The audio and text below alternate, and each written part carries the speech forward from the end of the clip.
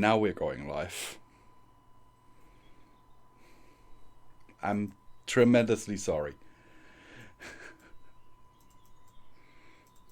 On my thing, it said we were live. On mine, it said we were offline, so I checked action, and I was in the video tab, not the live streaming tab. Sorry. It's okay.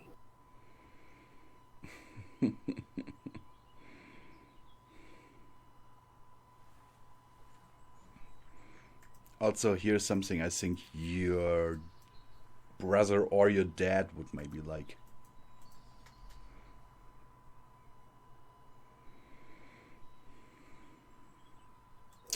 Maybe. Starting. Live stream still offline. Starting.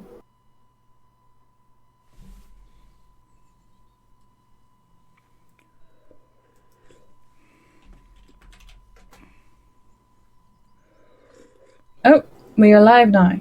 Oh, yep. Love, your thing. I see it.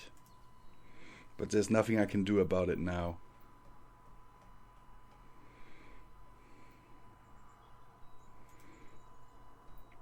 It's just action being poopy again. That's annoying. So...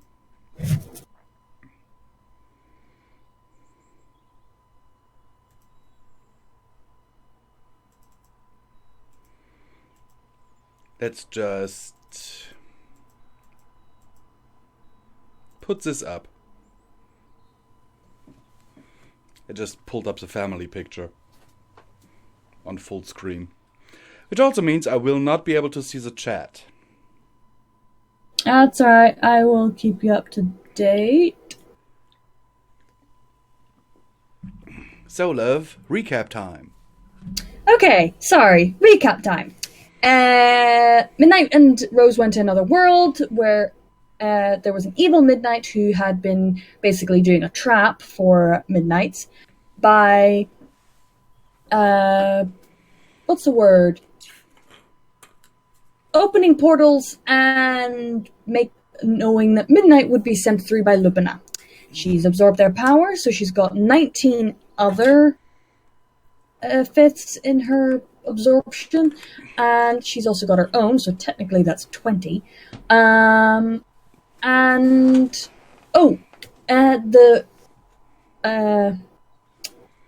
The script there, I was about to say the visual there, the script there might have sacrificed his life for Midnight and Rose to get back.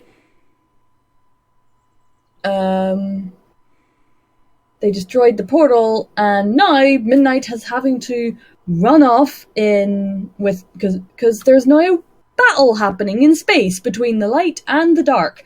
The Light Council, is that what it's called? It's a Council of Light. Council of Light. Close enough. Got the words mixed up, but Council. Close enough. And other fists. So I'm guessing it's more their armies? Mm-hmm. And Midnight and Lupina and Rosalia are now on the Midnight ship, which Lupina is very proud of and has spared no expenses. None at all. And now they're on their way to the battle. With Script sending a message basically saying, "Where the fuck are you, Midnight? Get here now!" He said, "Get your furry butt over here." Yeah, that too. Because Lupina has already dispatched a fleet to assist. Mm. And the only ship that's basically not in the battle yet is the ULE Midnight. Because her commanding officer was off in another dimension. Yeah. By the order of Lupina, may I add. by the request of Lupina. Lupina can't actually order you. She could try. And to be honest, I wouldn't put it past her. And quite honestly, if she barked an order at you, would you really not do it? I probably would do it. See? But at the same time, it depends. Because if Midnight doesn't like it, then... yeah. Anyway. Shall we, my love? Yeah. So, just for everyone who's listening and wondering where Rosalia is, since Rosalia is unavailable today, story-wise, she has teleported back to Aquis to kind of recuperate from what she has seen and lived through in that other dimension.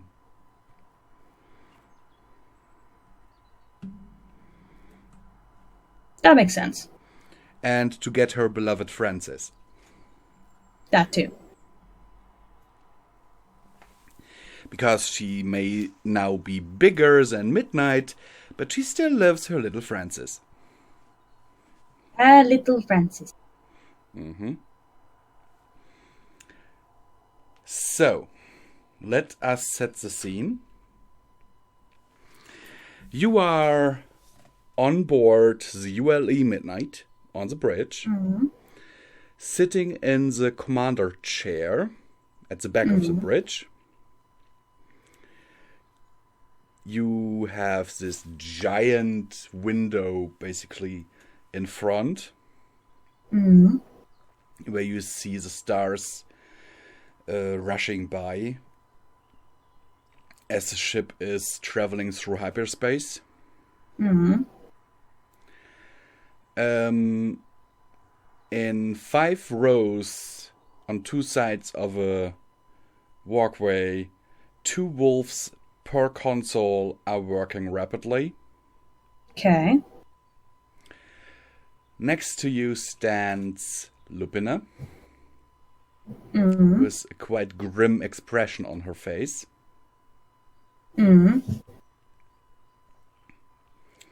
And she has her hackles raised. Her what? The hair on the back of her neck. Gotcha.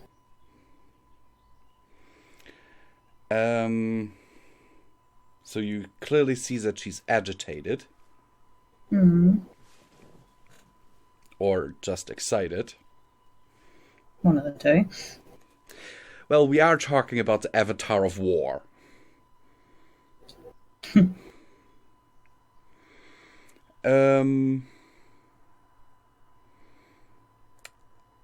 And you hear the door to the bridge open behind you. Okay, looks over. And you see Knight walking in, wearing full uniform. An ensign's uniform, I might add. Ensign is... basically the lowest rank. Yeah, I was actually, in my head, I was like, that was Star Trek Boys 1. She basically has half a star on her collar.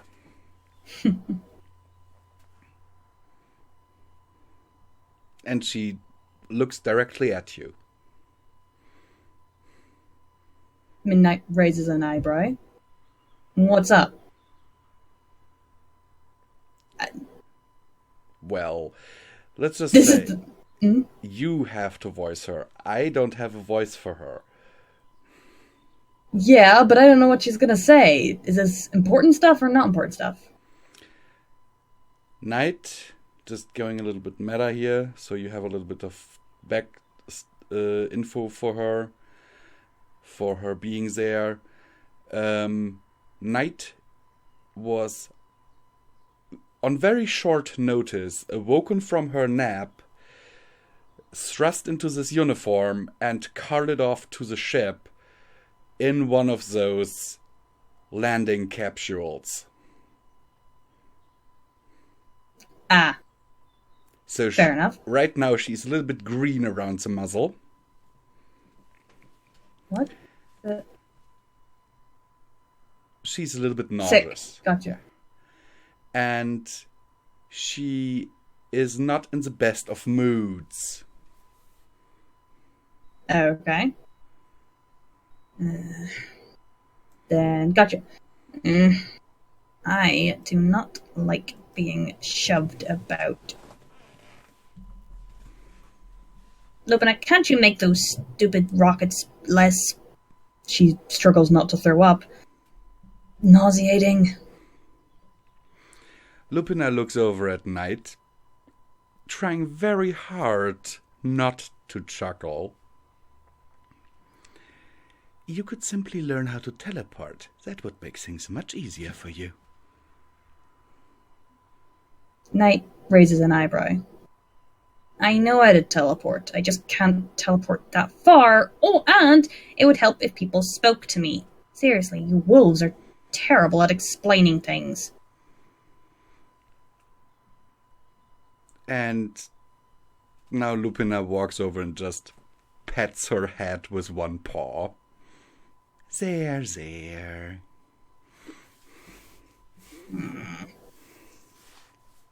Knight goes over and sits beside the chair that... I'm guessing Midnight's sitting in a chair, right? Mm-hmm.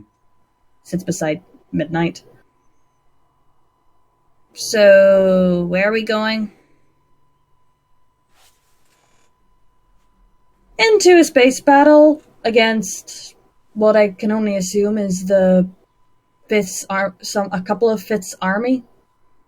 So, just the usual. And why am I here? I don't know how to work any of this technical stuff. To which Lupina interjects, but you have had basic training and there might be ship-to-ship battle where foot soldiers are needed. And don't forget our little deal. You agreed to help. Point. But please don't put me on one of those shuttles again. Would you have preferred the orbital lift? What's that?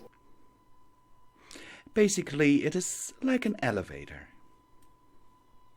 You have an elevator? Lupina nods. Why is that not used more often than the shuttles? Because the travel time is 36 hours. Ah. Right now, we mostly use it for freight. It'll give me time to read that book. Oh, you mean... And Lupina summons the How to Become a Berserker book in her paw. This one? Yeah, that one. Why do you have it? Give me it back.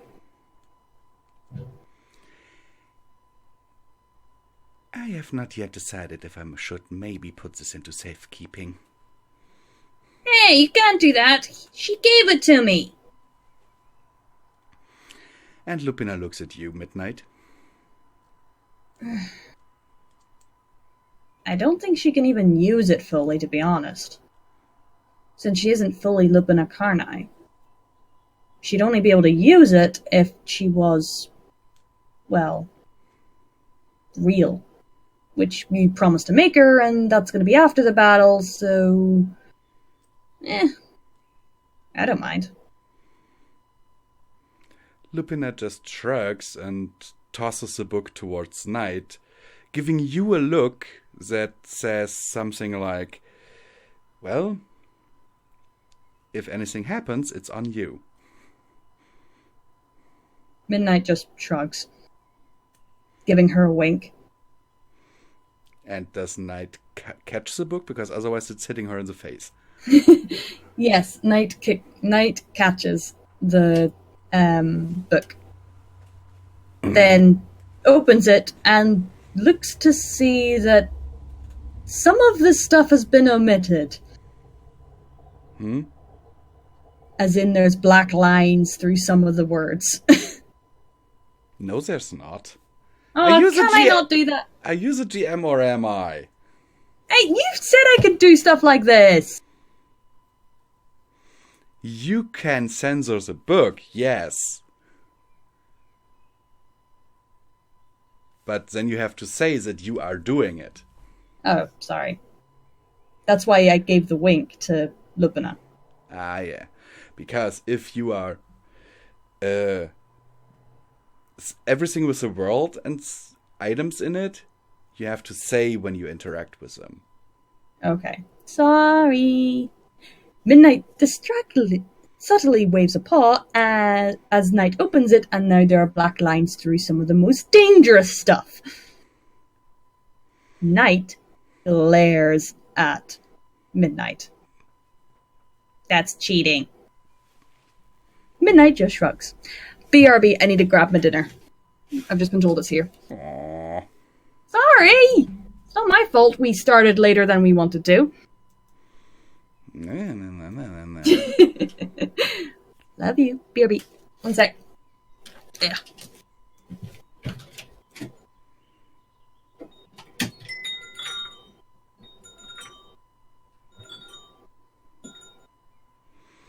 So, while she's getting food, everyone, let me just tell you that the title of today's episode, Distress Signals,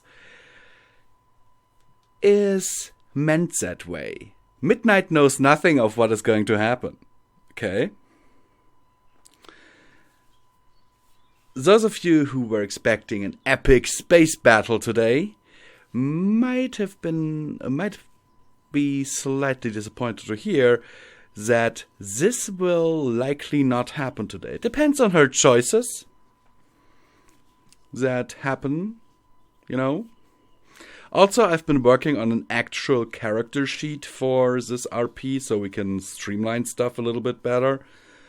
Trying to figure stuff out. I was trying to finish this before today's RP, but the result of it basically was that at some point I just didn't feel so good, and so I lay down, and when I woke up it was an hour until Midnight and I had agreed to do this RP, and I still had to go to the shop because I needed stuff, and yeah. So I went, had a shower, and real quick got my stuff from the shop. So hopefully I'll have character sheets finished until the next one. And Midnight is back. I'm back, yes. What is for dinner? Burger. I got a jelly. burger. I'm jelly. So I apologize, people, for me munching. I know I'm a loud eater. No being allowed eating. I'll try, but... Chew with your mouth closed and we're good.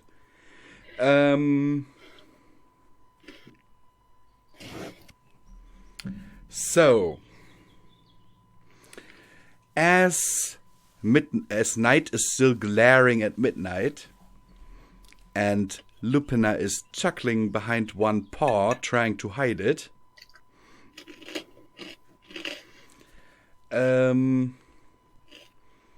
you hear a console near the back of the row of consoles on your left beep. Mm. And one of the wolves that is sitting there is reacting to it, pressing a few buttons and then putting a paw to her ear. Mm. As if listening to something.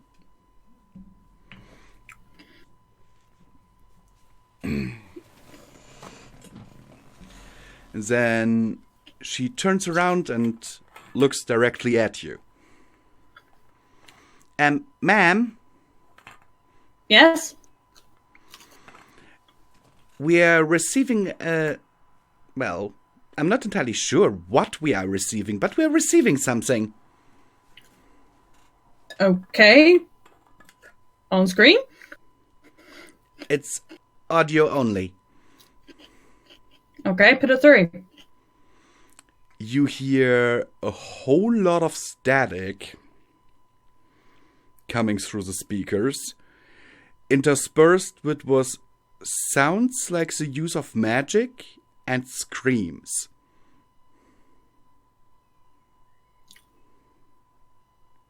Midnight's heart drops, and she looks at the wolf. Where is this coming from? She turns around to her console again, typing in a few commands. It's coming from a sector that is not on our way.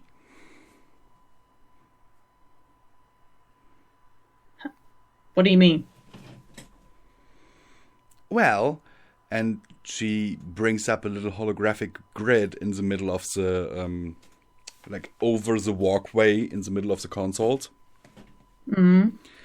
Showing the solar system with its 5 planets. Equus being the 5th planet. Mm-hmm. And it shows that basically on the other side of the sun, there is a battle raging. Mm-hmm. So that's where you're currently headed. Almost in a straight line. And then she presses another button on her console, and a red blinking dot appears that is to the right of the sun, but a little bit away near the 4th planet. What is there? For all intents and purposes, and according to our database, this planet is uninhabited.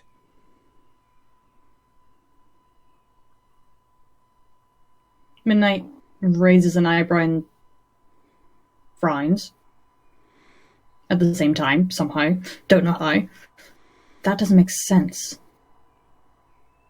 Any openings of portals there? Another wolf turns around to you on the right side of the walkway. Not according to our sensors, ma'am.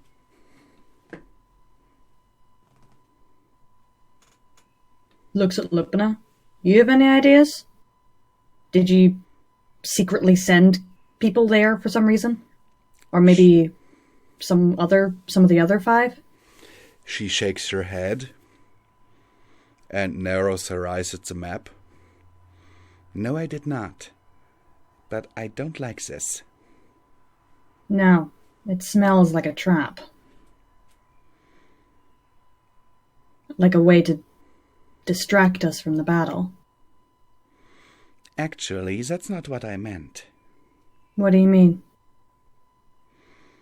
Lupina looks at the audio wolf again, like the communications officer.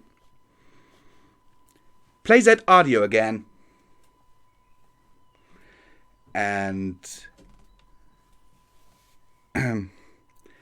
try to filter out the static. And once again, you hear something through the speakers. This time, though, there's a lot less static. Mm-hmm. And you can make out the frenzied sounds of paws on metal, as well as hoofs and claws.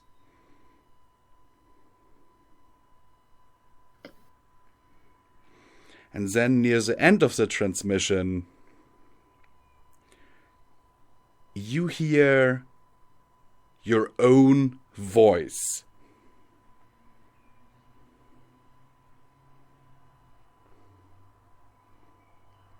Asking for help. Midnight's eyes should wide. That was me. Another version of me? Lupina looks at you, then sniffs you. From the looks of it. And I sort of queers at her. What, smelling me tells you that the sound of me is me? Smelling you tells me that you are actually our Midnight. Someday you gotta teach me that, because that's gonna be very handy if we can figure that out. You will learn. Okay. Asking for help, though. Are there any ships? There's any ships, or can we scan that planet from this far away? No, we can't, ma'am. But according to our sensors, there is something in the orbit of that planet. We detect an energy signature.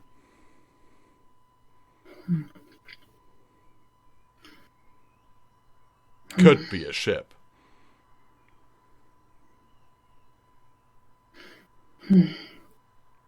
Could be. I still say this sign smells like a trap. But that might be because of Evil Midnight. The last Midnight I ran into wasn't exactly that friendly.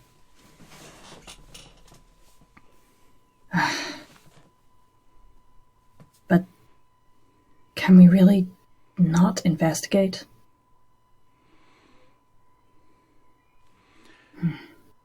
Lupina looks at you, raises an eyebrow, and leans down to you. Sorry in advance. Midnight raises an eyebrow. What? What are you talking about? She pulls herself up to her full height, looks at the wolves that are sitting in front, and says, Navigator, plot an intercept course. Full speed. I want every security detail ready for action. Weapons primed in case this is a trap. Midnight chuckles slightly under her breath, quietly muttering, you could have just said... Hello? Hello? Ah. Did you hear that, or... Part of it. Midnight mutters under her breath, slightly smirking. You could have just said that. I don't mind you taking charge, though I am surprised. You see the wolves immediately spring into action, and you hear like a whirring noise from your left and right.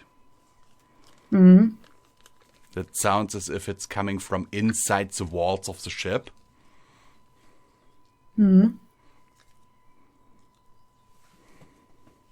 then a sound as if metal is like clicking into place.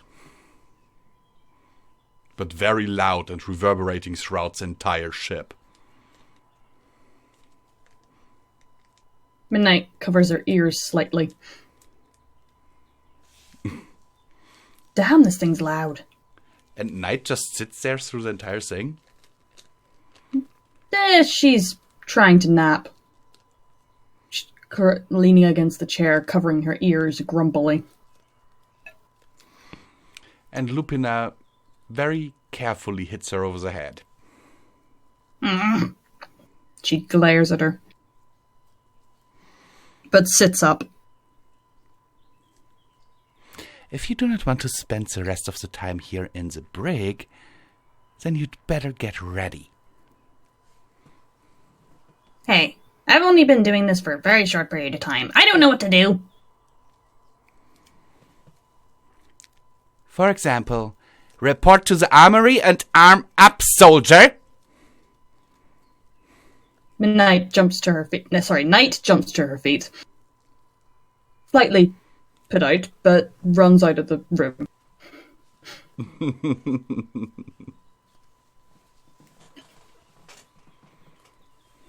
Yeah, she still doesn't feel like she's a soldier.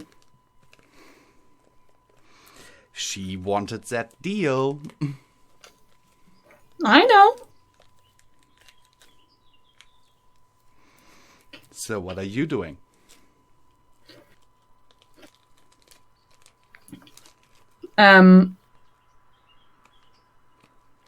Looking at Lupina still, like, so should I go to the armory too? You don't actually need to. I know. You can just summon your stuff here if you need it. Oh, the joy of creation magic. Well, it is one way where it is useful. So, why are you... So, Miss Wolf of War, why not go to the main battle? Why are we going here? Because if it is a potential ally that is in danger, then we could lose that ally's support if they are defeated. Mm-hmm. Point. And their entire universe's support if they hear that we didn't help. True. But can the others win without us? Midnight, Morphus, Elysium, and Script are there. Okay, I didn't realize Morphus and Elysium were there, but okay. Wait, how are they in space? They have their own ships. They made their own ships? My people prepared them for them. Awesome. To their specifications, I might add. Morphus's one is something of a joke, isn't it? Actually, Morphus's ship is very deadly. You should be very careful if you ever encounter an alternate version of it. No, I said it was a joke as in it was in the shape of a chicken or something. Never said it wasn't deadly. No, Morphus's ship is disc-shaped. I could see that too. Cool.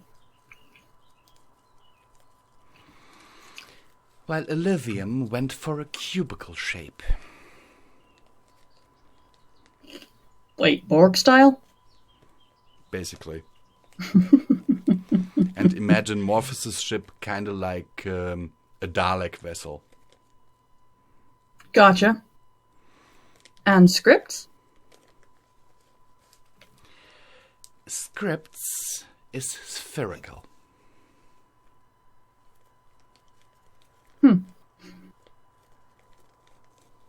He does like his circles. I haven't noticed that in back home. Most of the rooms have like dome-shaped roofs. So what? What? I don't mind that. It's just an interesting thing I've noticed. Calm down, script.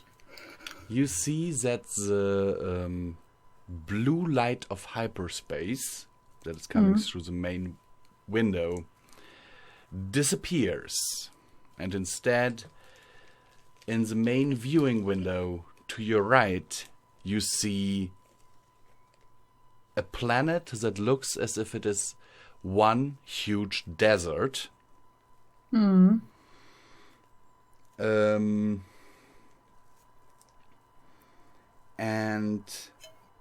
there's something that's poking around the curvature of the planet. Like you can, it seems to be behind the planet, but you can see only part of it. And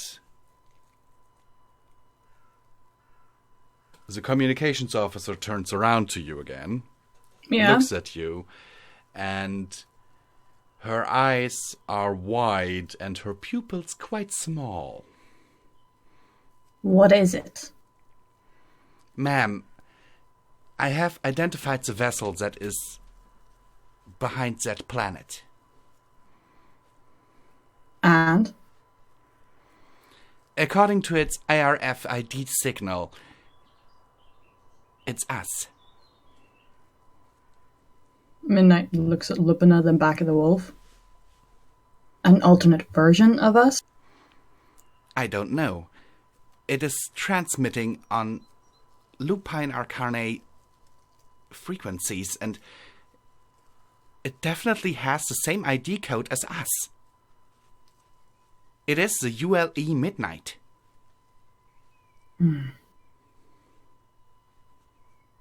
Midnight looks at Lupina. Another version or future us? That's the only two possibilities here. I have no idea. Can you tell the status report of the ship? Full scan of the vessel. Aye, ma'am. And That works true. And another wolf goes to work. You're a science officer, by the way.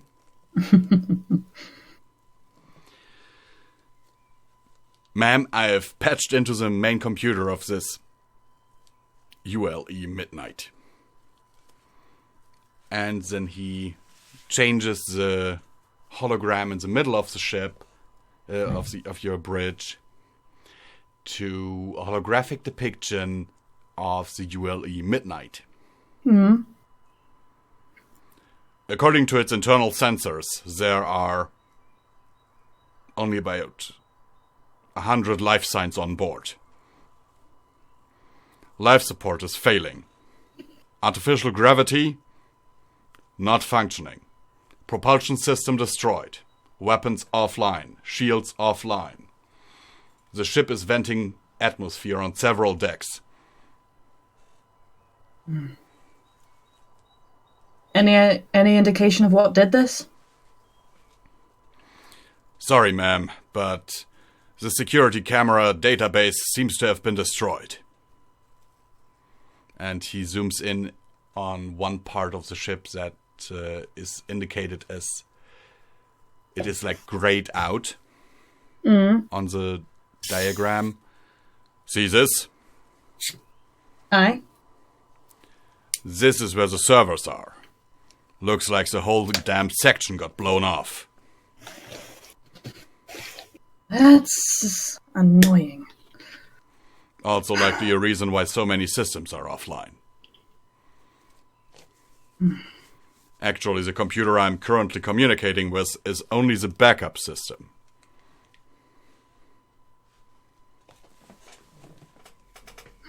Understood.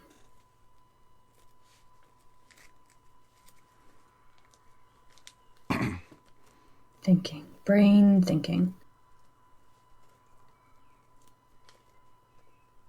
You say there's oxygen, but no gravity? Life support is failing, ma'am. How long till it fails? And the ship is venting atmosphere on several decks. Very likely due to hull breaches. ETA of failing life support. And he presses a few buttons. Half an hour.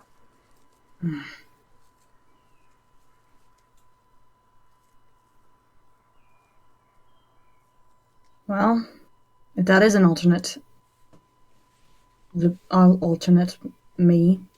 good guys, I guess we have a duty to save them. But that's not long we have either. Any way to stabilize the ship? Right now it seems to be in a stable orbit, but I don't think we can get it out of here, if that is what you mean. No, stabilizing as in stopping life support from going down and giving us more time. He presses a few buttons, running a few simulations on his console. Ma'am, the only way we could do that is if we were to dock this other ship and couple our life support systems with theirs. I don't like not knowing what's going on first for jumping in. Midnight looks at Lupina. Am I being too cautious about this? It is good being cautious. But right now, with every second you are wasting, lives are in danger.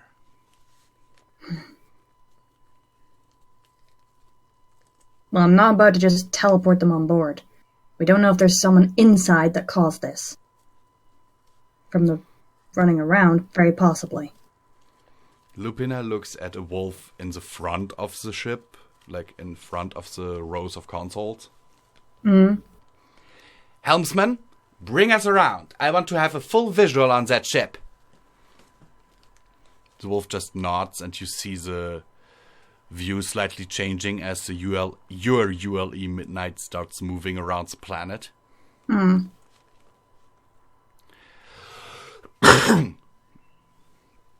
as it does, you see that, first of all, this alternate or other ULE Midnight comes into view. But while yours is green and kind of in camouflage colors, this one is pure white. Oh, wow, that's not going to hide. And on the hull, on the white hull, you can see black scorch marks. Like weapon impacts. And near the lower part of the ship, where there are a lot of crew quarters and the server room, for example, you see 4 giant slits in the hull of the ship. As if, like, claw marks?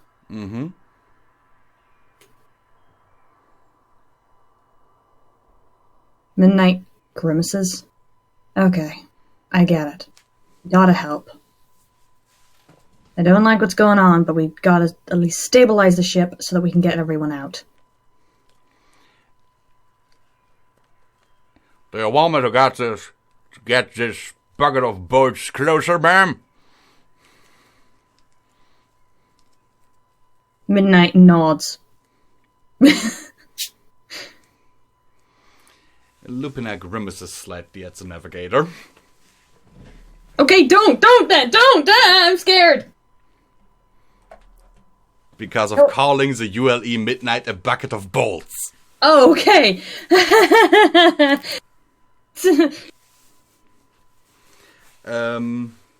As he brings in the ship, brings in your ship closer, so you can actually dock with the other Midnight.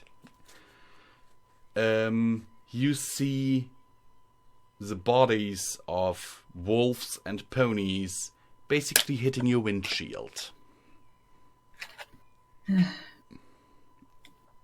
Midnight waves a paw so that they move to the side and don't bang into the windshield. Okay. She doesn't want to disrespect them by banging into them. Okay.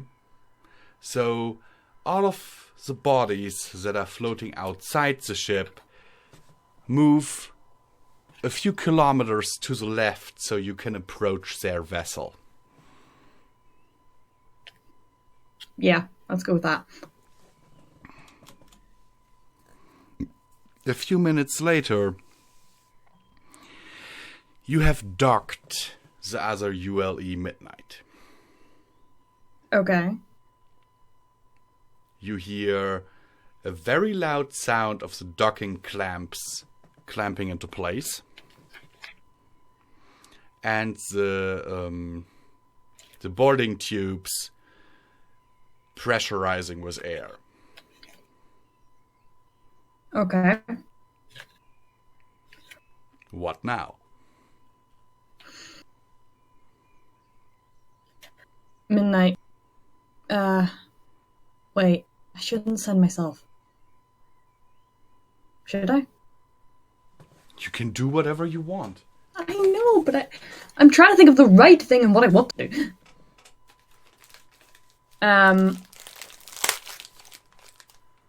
Okay, Midnight gets up and says, organize a few search and rescues. Make sure everyone is armed. We don't know what we're going into.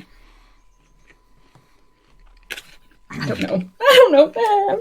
I hate being a commander. I'm sorry. Your security officer in the middle, on the right side of the walkway, stands up, salutes, and says, "Alrighty then, I will be right down there." And then she moves off. Then pops her head back into the bridge, looks at you and is like, "Permission to bring medics too?" Permission granted. And then she disappears again.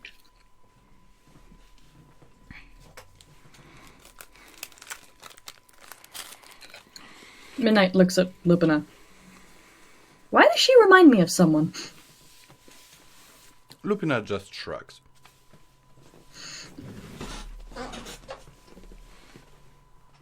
Midnight sighs. I kind of want to go too, but I feel like I can't. Well, she was sort of subtly whispers to her. I kind of want to go too, but I feel like my place is here. I've never commanded people before. I don't know the rules. Simple. There are no rules. Tell them what to do. It's as simple as that. But don't they judge me for every action? Only if you send them into their death deliberately.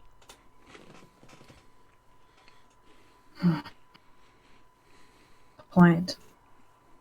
Well... If you tell a soldier to catch a bullet for you, you will be judged for that action. But if you order a soldier to investigate a room, and that room happens to be booby-trapped, then you're not to blame for his death.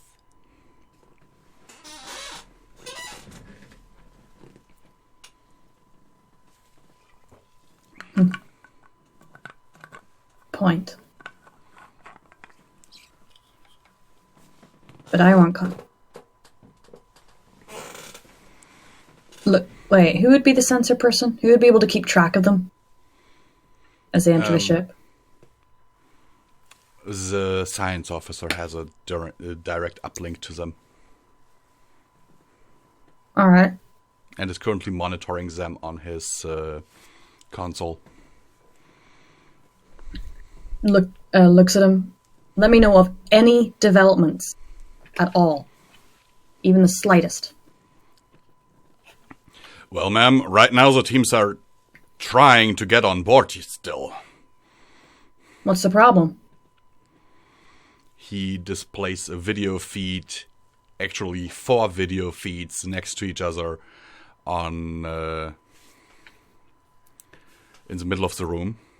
Mm-hmm. Like floating in the middle of the room. And you see 4 circular hatches, 2 of which have been bent out of shape. Mm-hmm. So the doors can't open. And you see, on these 2 video feeds, you see wolves with welding equipment cutting their way through. Mm-hmm. And the other 2, the wolves are trying to attach portable generators to the doors because they won't open because there's no power. Okay. Aren't we giving them power? No, ma'am. We could link up our main generators with their energy system. But looking at the damage this ship has taken, I do not know if their systems could take it. Fair enough. We don't want to blow up the ship either.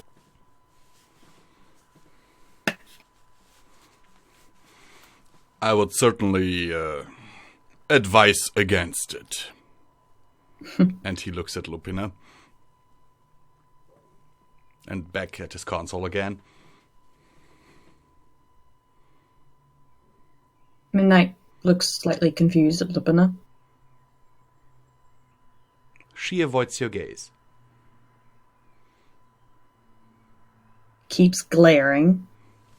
Sending a mental message to her. Tell me.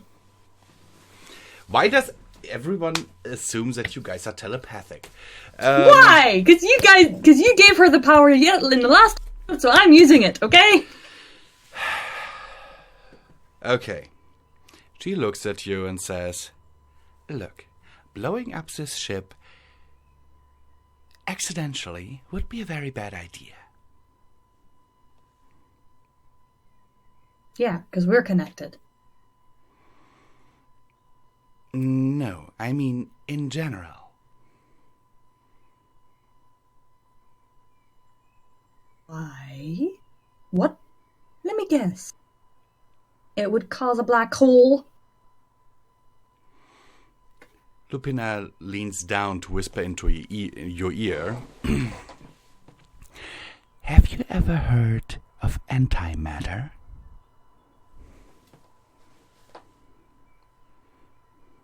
Midnight. Wait, would she have actually ever heard of antimatter? No. Midnight frowns then and shakes her head. There is matter and antimatter. If the two of them come into contact with one another, something called an antimatter-matter annihilation takes place. Meaning the two substances wipe each other out completely. Midnight puts her paw to her face, groaning. You mean to tell me that if this ship, or any version of our ship, ever blows up, we're destroying the entire universe? No, there are only a few kilograms of the stuff on board. So part of the universe, then? A very, very, very small part. Around maybe 100,000 kilometers. Yeah, I think it's a good idea that we came then, because whatever tried to destroy the ship could have destroyed the universe. Well, part of it. Including the battle. The battle is way more than 100,000 kilometers away, Midnight. I don't know where things are, okay? My judge of distances is terrible. Let's just say, so you have a sense of scale, okay? Yeah. 100,000 kilometers isn't actually that much in galactic scale. If you were to put a map there, then the battle from your current position would be around 400,000 kilometers away. Okay. The only thing that would happen if this antimatter thing went up is that for a brief second there would be a second sun in the sky. And this uninhabited planet that this alternate or other ULE Midnight is currently orbiting would be gone. Just gone. Mm-hmm. With no trace left. Okay.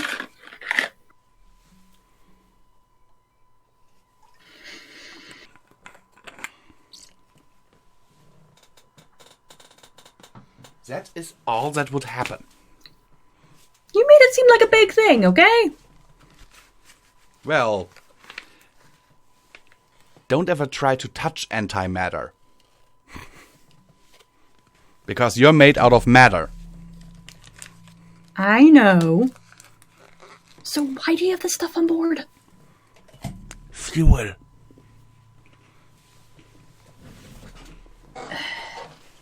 Where did you get it?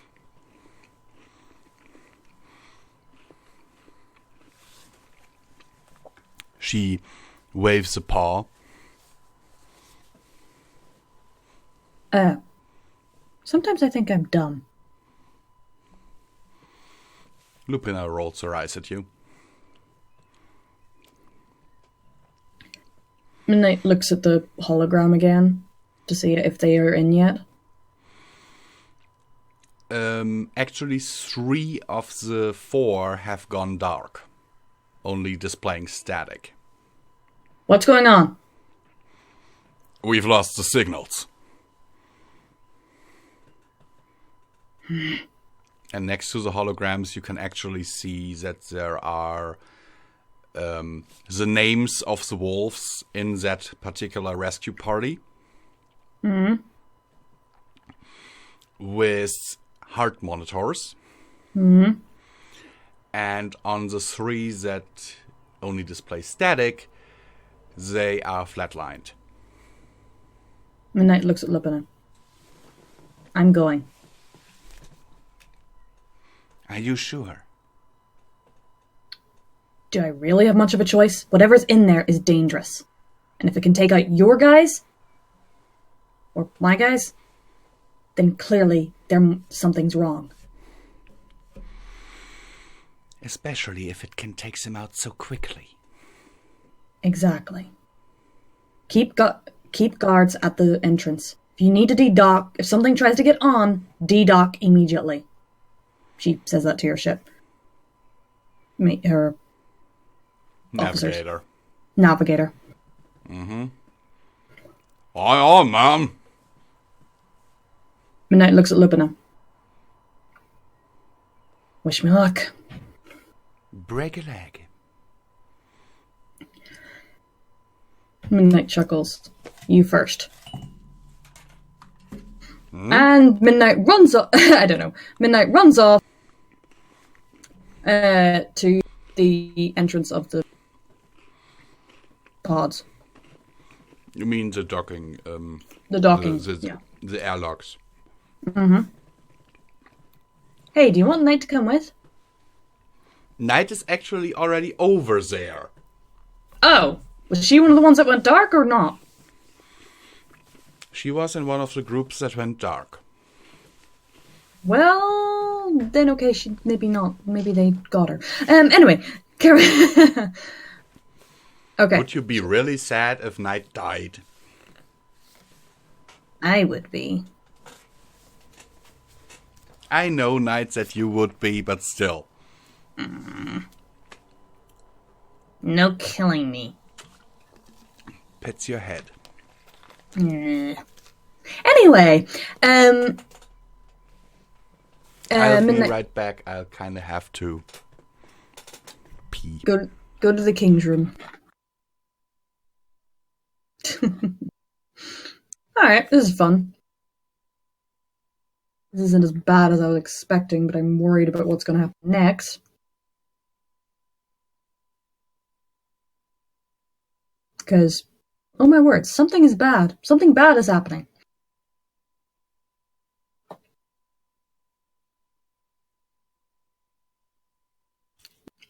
Let's see what's going on in the chat.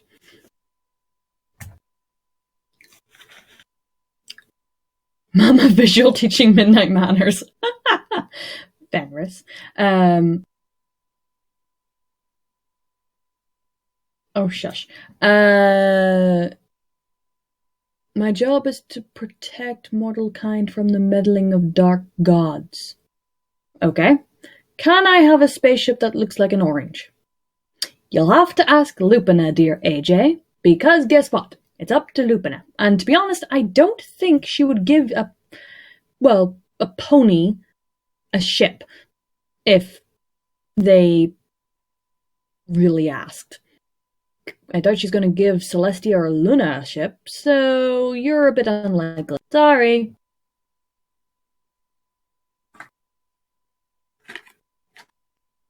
No. If you wonder what I'm eating now, I'm eating raisins. I quite like raisins. One of the worst things you can eat. They're supposedly healthy, but they're actually not. They're pure sugar. So, and especially when you eat so many. By the way, since Kriz isn't here, and she would normally do this, don't forget we got a Teespring, and with this photo on it as well, the photo that you can see, the family picture, we have that, which is awesome, as a mug, t-shirts, everything. I actually think I might get the mug, because it's so adorable. Let me show you who's who. Right. So, Elysium is the obvious one. That is Elysium. She is the big white pony. Then beside her is Visual, as you know. Well, Script, as you know. Then Lupina, looking as regal as ever. Then that black thing is Morphus. Surprisingly, he made Morphus creepy. She made Morphus creepy. Mimi is amazing. And he's putting up bunny ears above Ramo. Ramo is putting bunny ears over Chase. Then below Ramo is Knight, looking grumpy. Then beside her is very cute Rosalia. Beside her is... Wait, no, I think I got this mixed up. Oh, no, sorry. The one with the glasses is Ramo. The one with the blue mohawk is Ivory Sky. Then beside Ramo with the book is... Oh, what was her name? Yes, I can't remember my kids' names. Guess what? Most parents with more than one kid gets their names mixed up. That one is Silver Star. And then above her, who's hugging her, is Pixie! Pixie, Pixie, Pixie. And I love that they're all slightly different shades. Like, I gave her the picture I made, and I deliberately gave them all slightly different shades of purple, because I thought that would be best. So, yeah, they all have different shades. The red hair is actually from... You can actually see who's got what. And ironically, a lot of them have golden eyes. All right, I'm back. Oh, hello. So, the thing is, there are 4 airlocks. Airlock 1, 2, and 4 went dark. Say that again? 1, 2, and 4 went dark. Okay. Through the door that leads to airlock 3, you can still see the sparks of welding equipment and the smell of hot metal. So they only just got through. No, they're still working on it. Oh, they're still working on it. Oh, okay. Midnight calls into them. Don't unlock that door. A young-looking wolf, male, in full combat power armor, looks out at, peeks his head out. Why? You don't need to know why, but because the others went dark. Something's more dangerous in there than you lot. I'm going in. Stay here. Guard these portways. He looks a little bit puzzled at you, but then salutes. You've heard it! And then 10 wolves come out of there and take up guard positions next to the other 3 Airlocks. I'm just curious. Is it a bit like airlock on our side, airlock on their side, Yes. and there's like a tube in between? Mm-hmm. Okay. Simple as. So if we can close our side, if something gets into the tunnel? Basically. Okay. Anything other than me... Oh, wait, no. That might not work.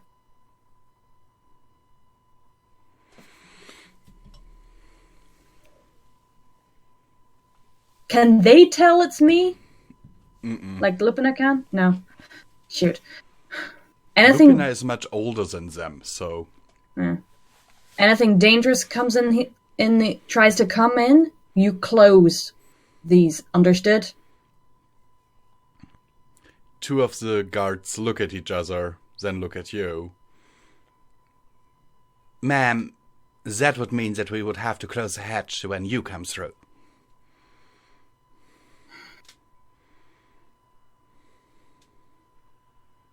Fine. Anything but me.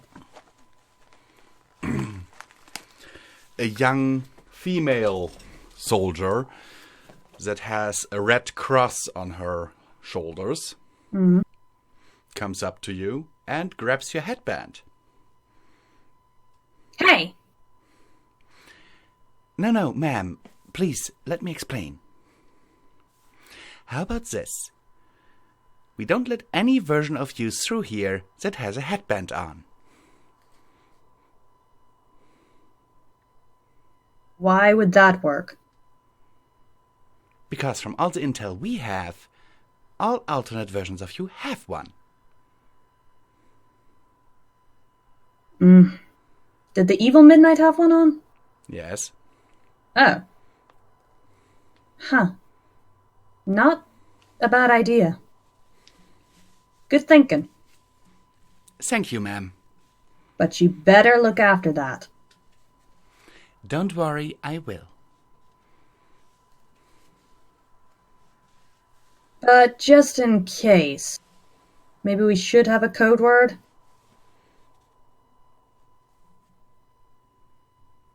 She looks at you expectantly. Thinking. I'm trying to think of something funny.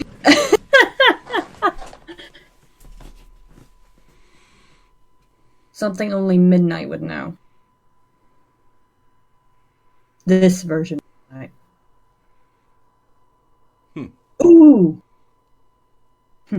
Midnight smirks. Puppy. Puppy. Any evil version of me, headband or not, will not like being called puppy or pup. So if you say puppy, then she should get angry. If she gets angry, you know it's not me. All right, then. Trust me.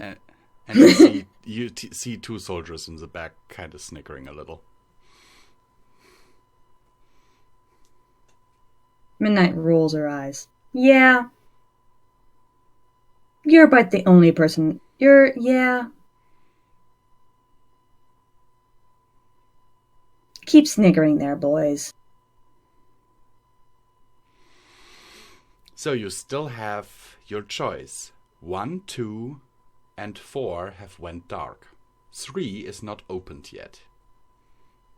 Well, 3's not an option, so... Well, technically you could blast your way through. But... That would make too much noise. Midnight wants to sneak in. So... which one went... Do I know which one went dark first? Number 2. Number 2. And which one went down last? Number 4. Alright. Walks to number 2. If there's something was there, it's unlikely now. It's likely to be in front of number 3, to be honest, but You walk into the tube, I suppose. Yes. And on the other end, you see the opened up. This was one where they attached a spare generator, a portable generator, which is standing next to the open door, connected to a panel that they opened, bypassing the ship's security. And beyond it, you see basically the same hallway that you just left behind, but it's only dimly lit and the light is flickering. Midnight walks cautiously out, sniffing the air and looking. Your nostrils are assaulted by the smell of ozone. So fried electronics. And fresh blood. Okay, what do I see? You see blood splatters on the wall that seem to be only a few minutes old. You see what seem to be the remains of one of the soldiers you sent over here. But the only reason you can tell is because the mangled corpse that is laying at your feet wears the exact same uniform as the soldiers you just placed as guards.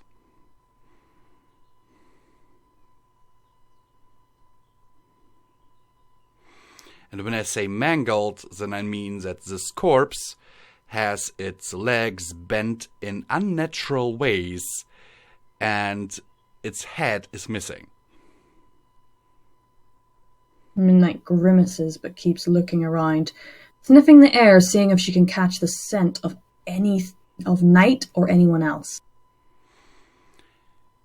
You catch the scent of Night. You catch Lupina's scent. And you catch a scent that seems familiar to you, but through all the blood and gore that you're also smelling, you can't place it. Midnight frowns and follows the scent of Night, keeping her ears open and nose raised, cautiously walking quietly. You smell a lot of ozone, obviously. And from time to time, panels that you walk by just spark as electricity tries to run through broken circuits. Light fixtures are hanging from the ceiling, like dangling half into the hallway. And there isn't a spot on the floor where you can step without stepping into a pool of blood.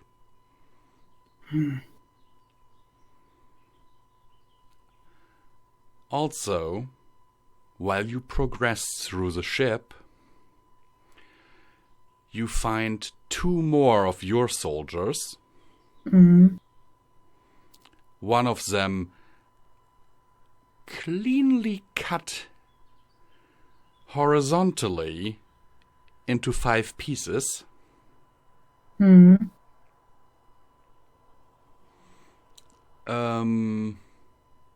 And those pieces scattered around the hallway that you're in.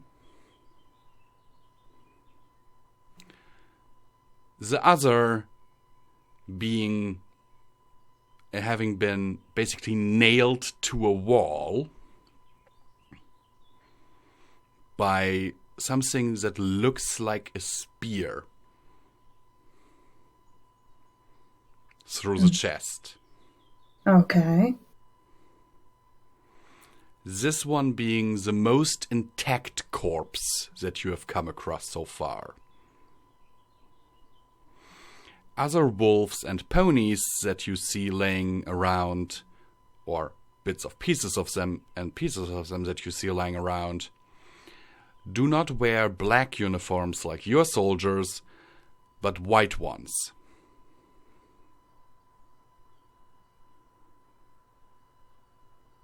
Keeps walking. Well, no, examines the spear a bit. See if there's any mark. You see teeth marks on the handle of the spear. Okay. But you immediately know upon examining those that they are not yours. Okay. Keeps walking. It's following Knight's scent again. You come across a door that is marked supplies. Knight's scent coming from in there. You can also scent urine. Midnight opens the door quietly. In one corner of the room, shivering and wide-eyed, sits Night. Relatively unharmed. She has a lot of blood on her face. Mm-hmm. And you see that the smell of urine is definitely coming from her. Midnight rushes over quietly, and puts her paws on her face. Night, what happened? Who did this? She looks at you. And just for info, so you can tell this as Night. Mm-hmm. As soon as you guys entered, you were assaulted by a shadow. Night didn't exactly see who or what it was, but it just started ripping her squad apart, and she was barely able to get herself to safety.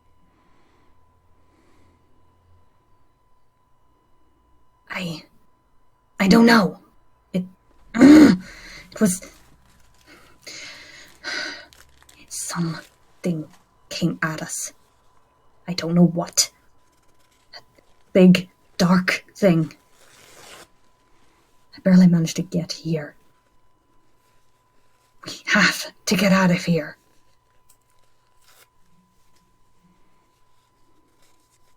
Midnight nods.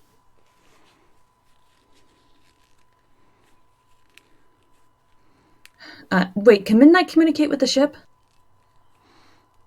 No, you did not take any kind of equipment. Damn it. Someone's a communicator! Can I do that, please? I will allow it this time. Sorry. I kind of assumed I should have done it. Midnight to the S... midnight to midnight. Oh, midnight to Lubina, I don't know. Midnight to my ship.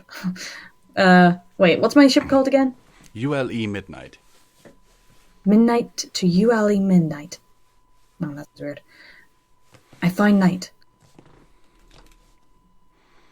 What's the status of her teammates? Lupina answers. Gone. Noted. Do you need reinforcements? From what Knight's describing, I don't think they could handle it. Something attacked them. A black mist, apparently, or black thing. I think a fifth is on board. Well, with you being on board, yes, there is a fifth. You know what I meant. I know exactly what you meant. So what do you want me to do?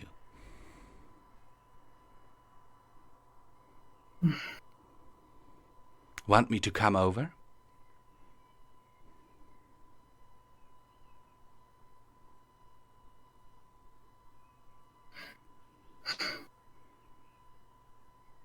I actually smelled you on board, to be honest. That could mean many things. Agreed.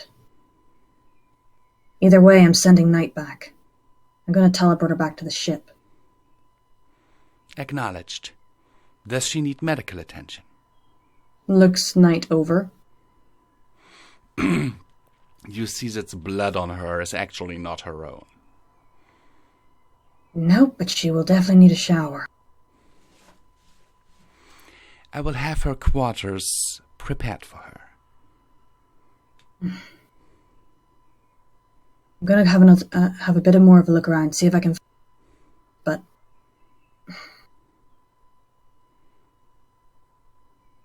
Understood. If I need you, I'll give you a call. Understood. I shall be on standby then. Midnight hugs Night before waving a paw and teleporting her back to the ship. Where she is, just so you guys know, received by Lupina's wolves and immediately carted off to sickbay for a quick checkup and then brought to her quarters so she can freshen up.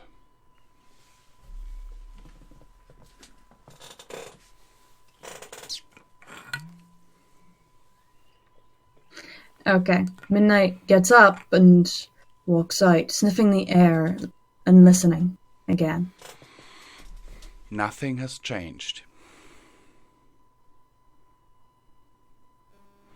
You still smell Lupina in the air. You smell that familiar smell that you can't place. You smell ozone, blood, gore. And you hear the crackling of failing electronics. The light is still flickering. Though in some corridors that you see, it is actually turning on and off, while in others it's actually just trying to stay on, but just flickers.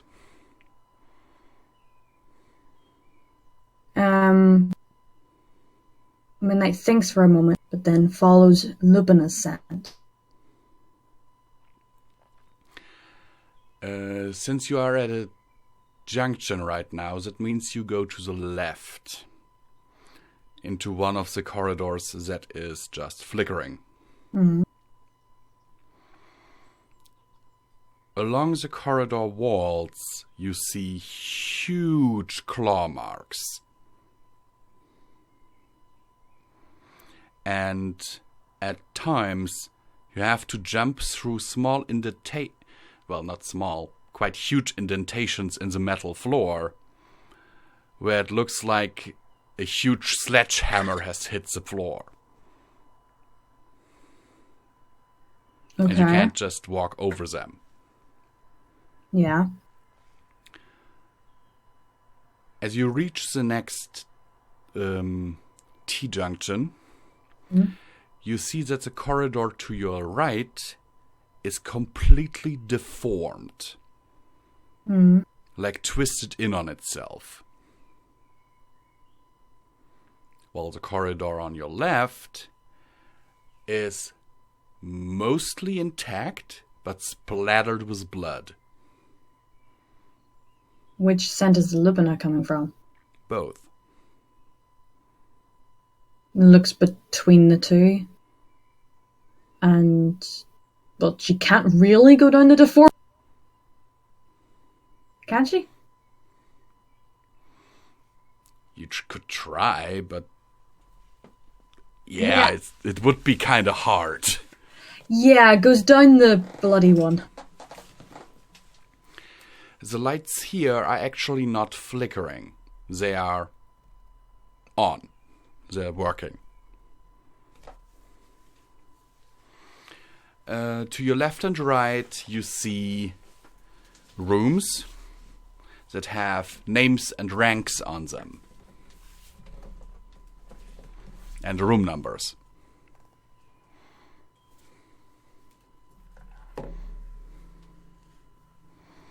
You actually come across the room of Ensign Knight. Midnight notices and thinks for a second. The last one that was here, the last evil knight hadn't separated. So that means it's unlikely this one, if this one did, it's unlikely she turned evil. Noted. Keeps following Lupina. Lupina's smell. Not Lupina. If Lupina was there, she'd start talking. And you see that the end of the corridor is bathed in darkness. Mm. So the light at the end of the corridor is not working. And you see something huge in the shadows of that dead end. Summons a small light and sends it, floating light, and sends it down there. What you see is a ginormous hunk of flesh.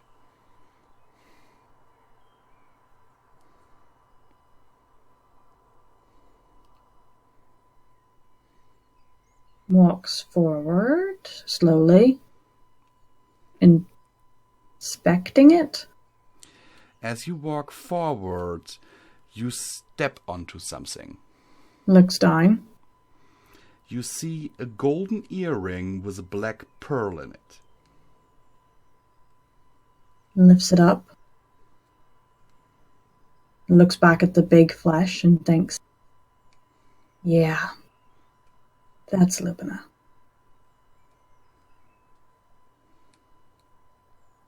Or what's left of her.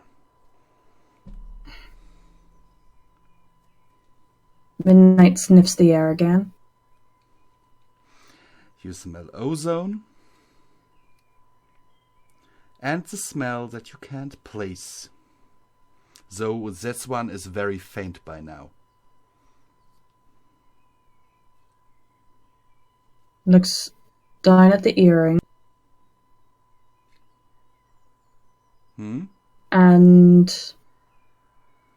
puts it in her cloak. Since when do you wear a cloak? But okay. I've always worn a cloak. Come on, I've got a black Your cape!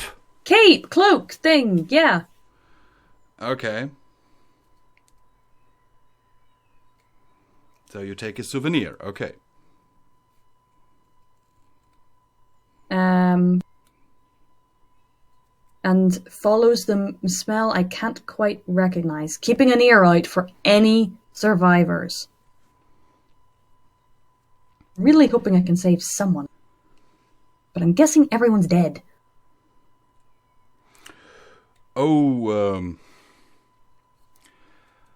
You hear from one of the rooms that you're passing, you hear moaning.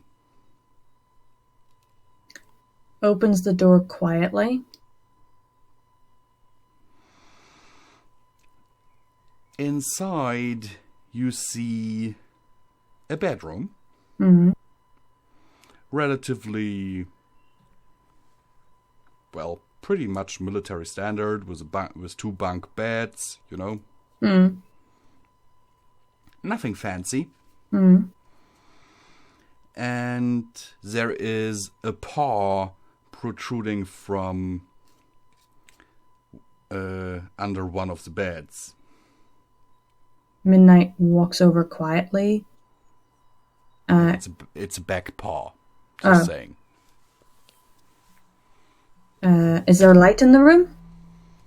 It flickers, but it is there. walks slowly in and looks under the bed. Under the bed, you see a young, very young, Lupine Arcane, dressed in a white uniform, missing a good chunk of their upper body, including their left foreleg and shoulder. Midnight frowns but whispers, "Hey, it's all right. I'm here to help."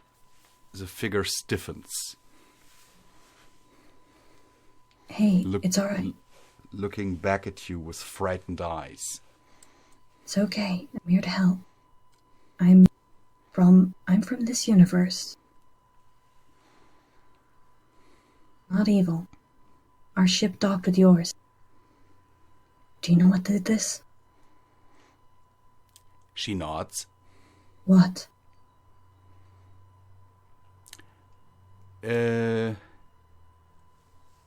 She looks past you.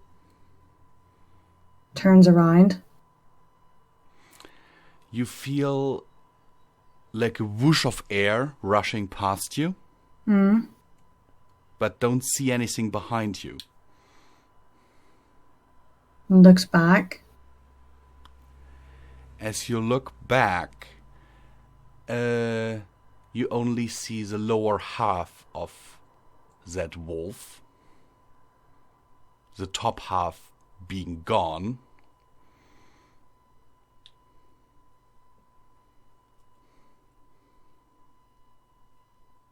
Midnight looks back at the door. It is still open.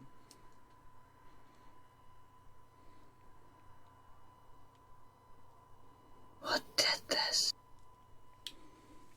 Midnight brings up her communicator, quietly. "Hey, Lupina, do you know of anything that can move incredibly quickly and like wind and can eat the top of a wolf without making a sound?" You can almost see how she is frowning. There's a short silence. And then Lupina answers, "There's only one being that I know of that could do that." "What?" Morphus.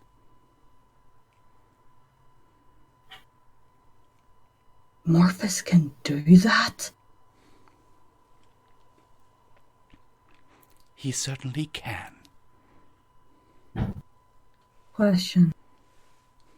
Can that earring of yours affect other Morphuses?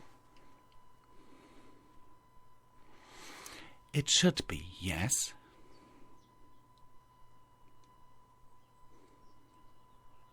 As long as that version of Morphus is wearing the other end of it.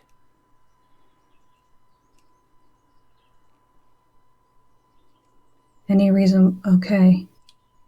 Oh, what the hell?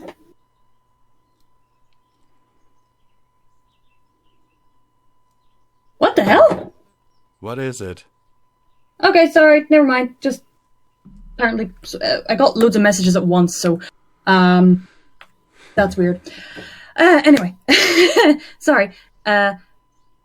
Jumped out of that very easily. Midnight gulps. So how does it work?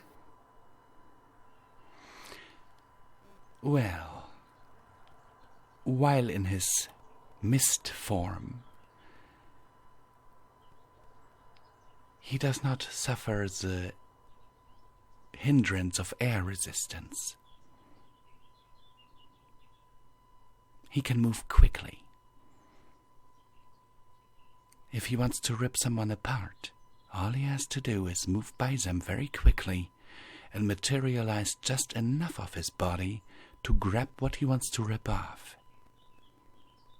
Any reason, any way he could do that to you if he had the earring?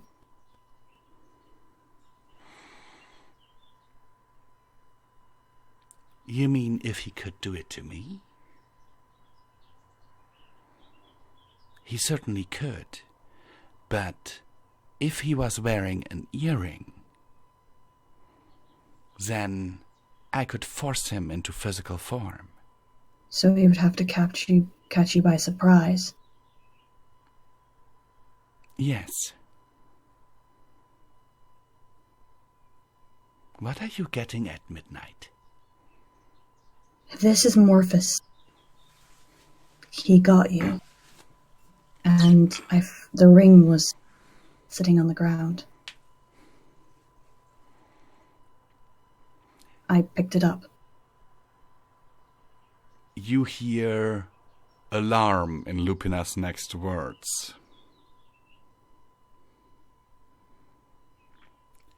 Midnight, listen to me very, very carefully.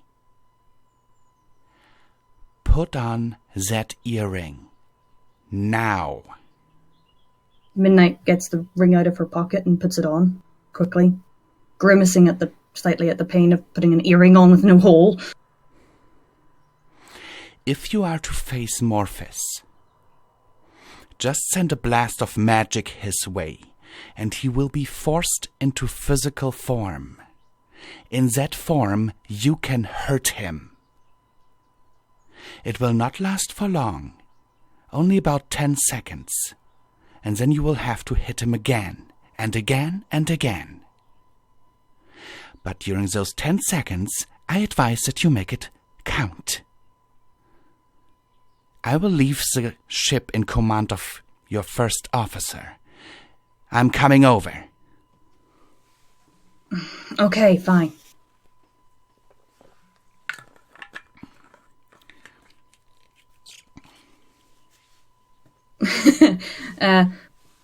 Been elsewhere things. Wait, where should I meet you? The comm connection has been cut. Damn it.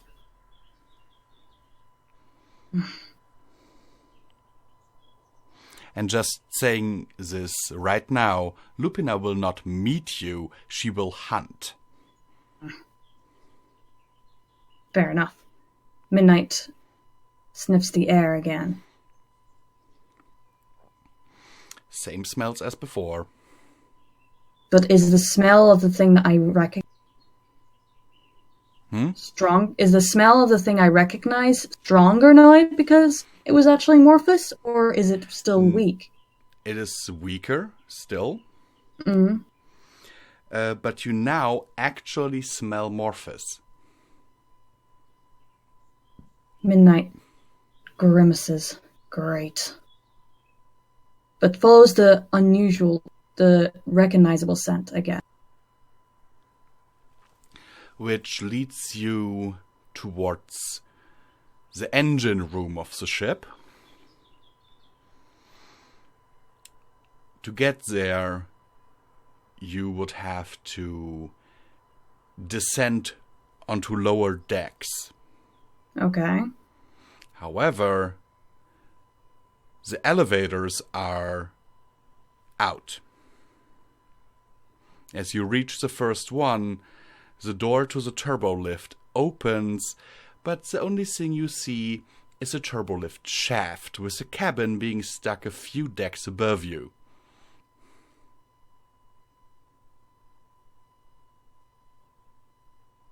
Thanks. And yes, this ship does have maintenance shafts. Yeah, I was just thinking. Looks for a maintenance shaft. Time to do what they all do in Star Trek. You find one concealed behind a panel to the left of the elevator. Opens it.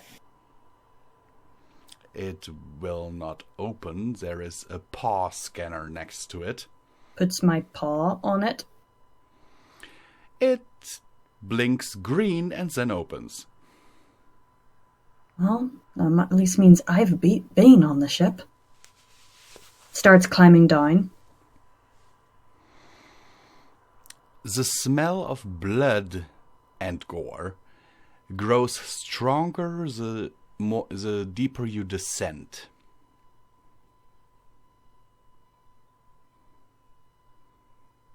Midnight frowns, but continues, trying not to gag. As you are, from what you can see on the floor plans that are hanging basically everywhere in this maintenance shaft, one deck above the engine room, the ladder that you were just climbing down simply disappears. Looks down. You basically fall one floor down. Oh. But since it was dark down there, you couldn't see what you were actually landing on. Summons a light. Well, you were not landing on something, you were landing in something. Summons a light. You see that you have basically landed in a sea of blood, with intestines floating in it that are sometimes bobbing against your chest. Nearly throws up and tries to get out. There's no ladder anymore, but you manage to open the door that is attached to that maintenance shaft. Ending up in the corridor that is also filled with blood, though this one only ankle deep. Looks around. Light down here is out. No power. Summons a small light. You already did that. Oh, sorry. Well, you didn't say it, Sean, or anything. Oh, you did. Never mind. Anyhow, it is also very, very cold down here. But it is not a magical coolness, but a sign of light support failing. You also feel yourself being a bit lighter. The gravity. Gravity. Sniffs the air and starts moving faster but silently. Due to the overwhelming stench down here, you fail to detect anything.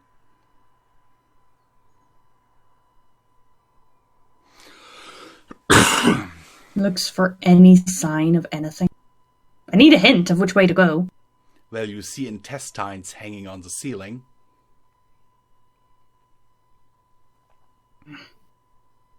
Keeps walking? You said it. How did I know it's in the engine room, by the way? Because the smell was mixed with the smell of oil and moving machinery. Okay. Moves towards the engine room. I suppose you're checking a floor plan for that? Oh. Yes. I just realized. I don't know the ins and outs of this ship. Yes. So you check the floor plan that is hanging right on the left of you. And see that the door right next to that floor plan is the door to the engine room. Even better. Opens the door. Inside you see a giant sphere with like metal discs spinning around it, glowing a bluish white. And beyond it, you see the distinct flash of a teleportation spell.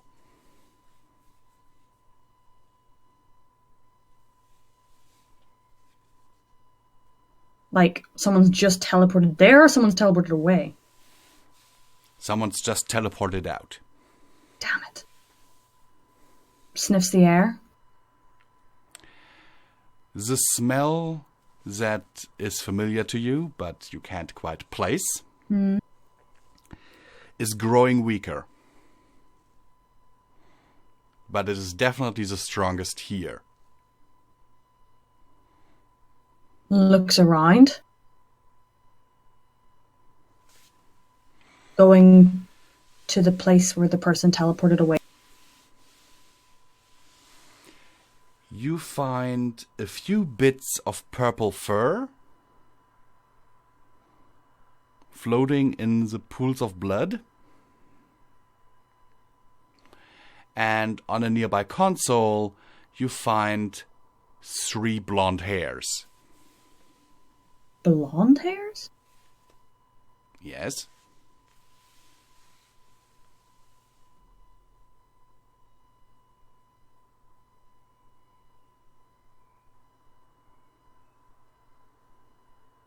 Okay, confused. Looks at what the console is console is in. What was it doing? This console is regulating the energy flow to the antimatter containment field. And what's it? Is it good or bad? You see that the antimatter containment field is at 75%. And now it's at 74%. And now it's on 73%? Basically, every few seconds you see the numbers dropping. Because of the ship losing power. So basically it's going to explode. Basically. Midnight's heart drops. We gotta get out of here. There is actually a countdown on that console telling you that complete antimatter containment failure will happen in about an hour. Midnight's... And that all available energy has been rerouted to life support systems about 3 minutes ago. Midnight frowns. Who did that? Midnight sniffs the fur. The fur that has been floating in the blood. Okay, you cannot recognize any smell. It was worth a shot. Midnight frowns, unsure of where to go next. Can I teleport to where they teleported to? No. Because I don't know who it is. You would have had to be closer to sense where they were going. But there's still something you can sniff, but okay. What can I sniff? The console? What did you find on the console? Yeah, I meant those hairs. I sniffed those hairs. Oh, the blonde hairs. Yes. Not the fur. No, Okay. Sorry. You smell pixie cotton. Midnight frowns even more. Pixie? Yes, pixie.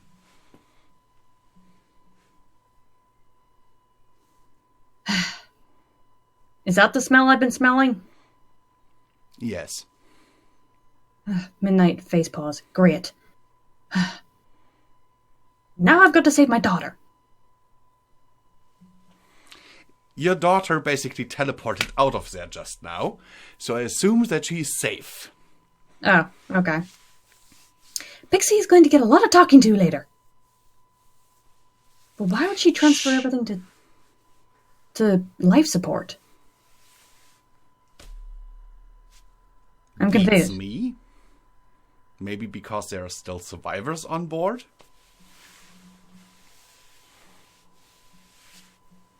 Midnight leaves the thing. Okay. Wait, no. Ah, I know. Midnight uses the console instead. Forget that what I just did there. Midnight uses the console to scan the place for survivors. You make out a cluster of life signs, 10 of them on the bridge. 8 of them are very weak, indicating that they are wounded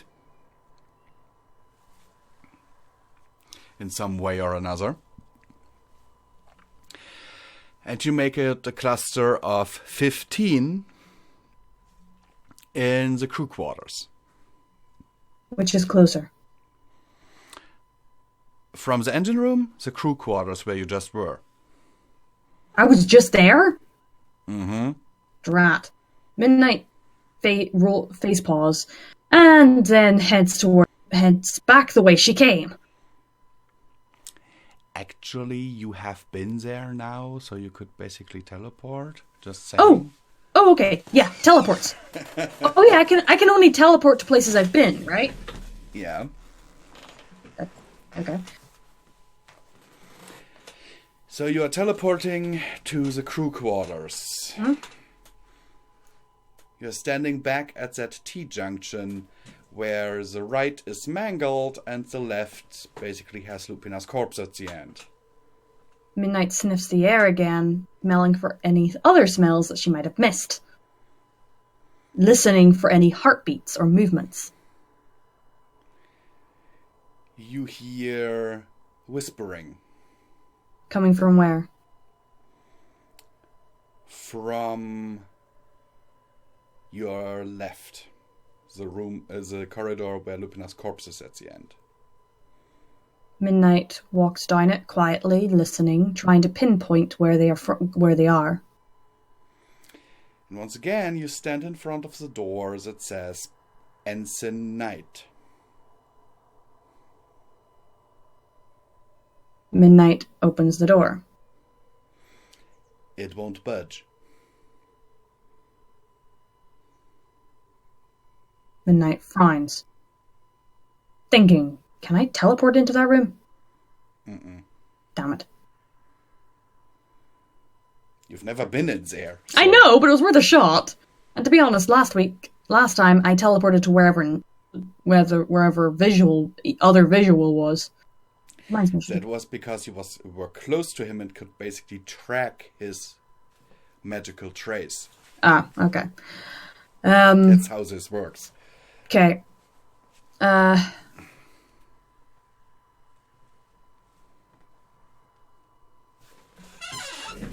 Psst, be quiet. You hear from inside.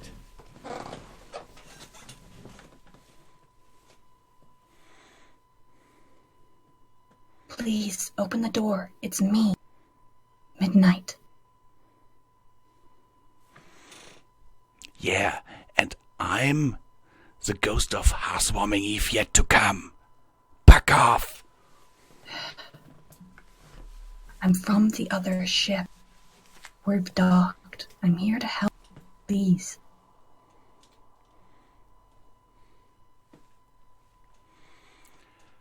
You hear a little bit of a scuffle inside. Then a beep, and the door slides open. Walks in and quickly closes the door. Well, first of all, the first thing you see is a wolf with half his face missing. In terms of, he has only one eye.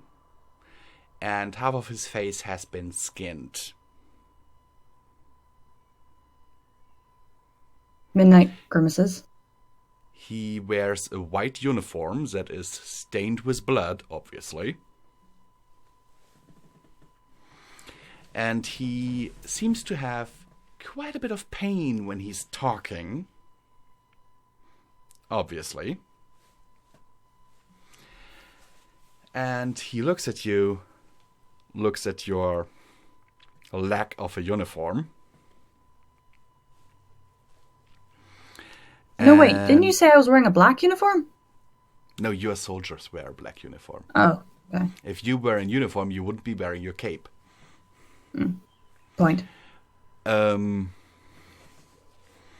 And trying only to open one side of his muzzle, he addresses you.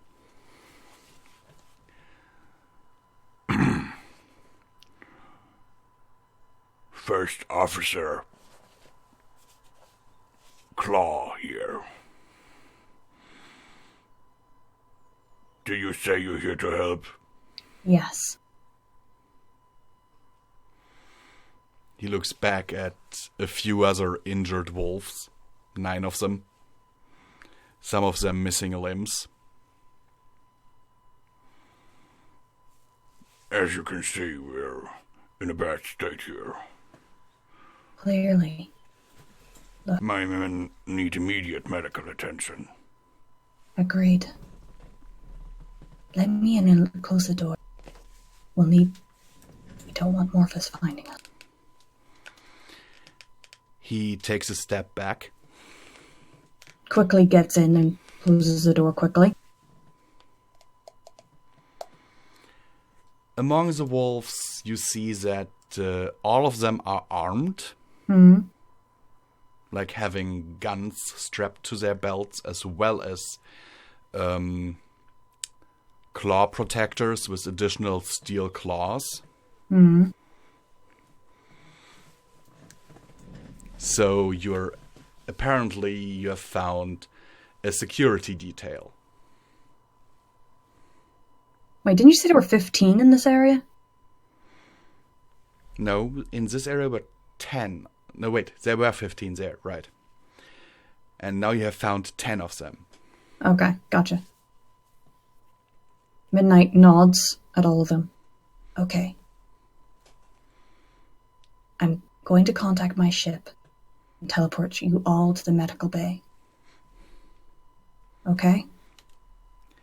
The injured first officer looks at you and shakes his head after putting a paw on your shoulder.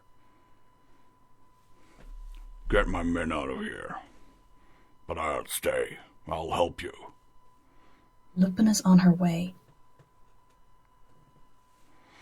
And if you know who I am, you know what I can do. By the way, where am I? Where is my version of me? Where's your version of me? The captain remained on the bridge when we were attacked. Understood. Once I find the rest of you here, I'll head up there.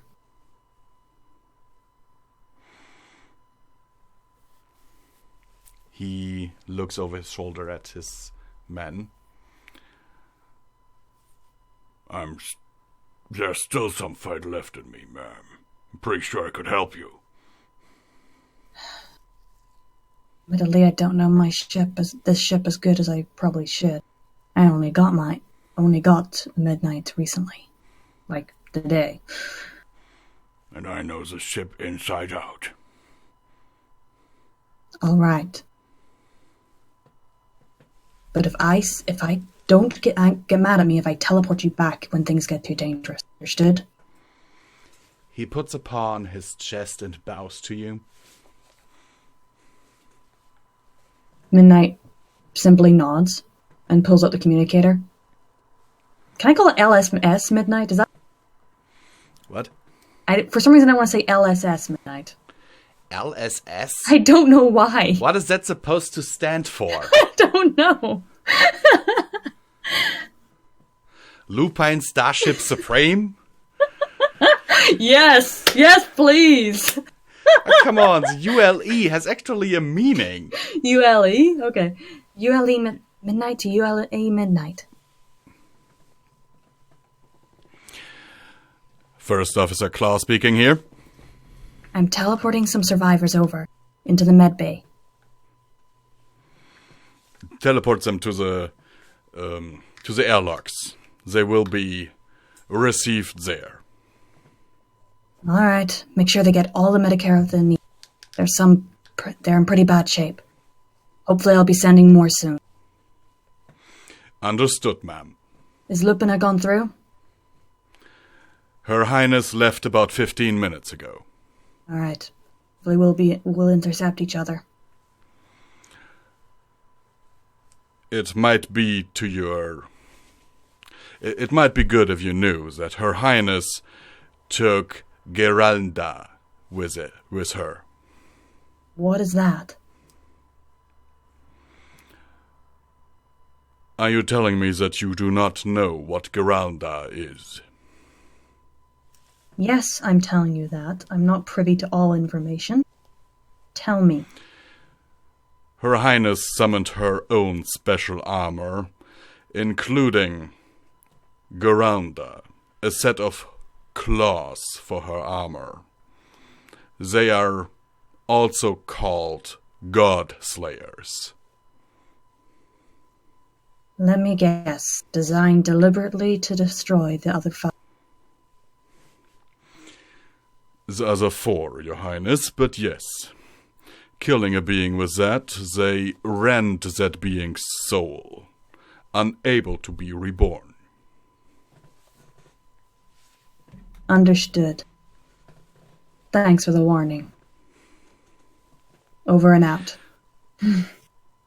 Your communicator beeps. Answers it. Ma'am, I was not quite finished yet. Apologies. Because Her Highness asked me to extend a warning to you. Okay.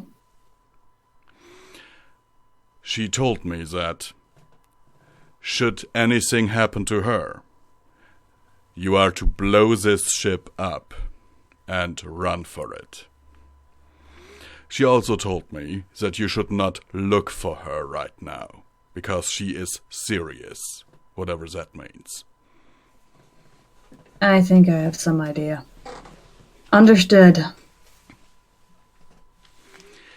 As you close the comm connection this time, you hear an explosion from the bowels of the ship. Alright, that's it. I'm teleporting you now. I'll be right back. Darn it! Sorry, my bladder. To be honest, me too, but I'll go after you. No, you go now. Okay. We'll both be back in a moment.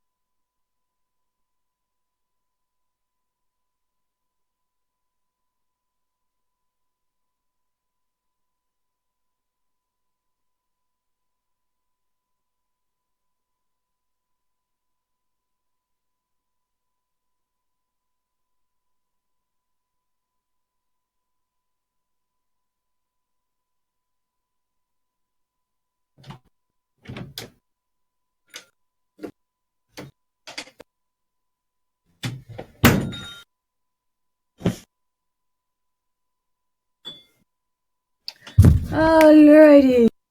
I am back. I went as fast as I could, because that's what I do. Achoo! Achoo!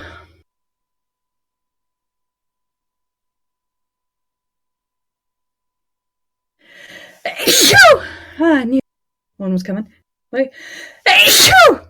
Wow, 4 times? That never happens. Now. But yeah, if you're all wondering why I wanted to what? It's because my phone was buzzing really loud and it turned out I have something. Yay! So now I have to dispatch it, which is the annoying thing. Oops. Anyway. Do-do-do-do-do-do.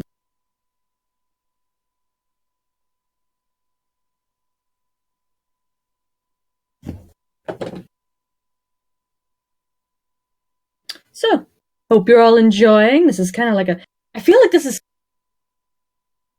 sneaking around a dark ship.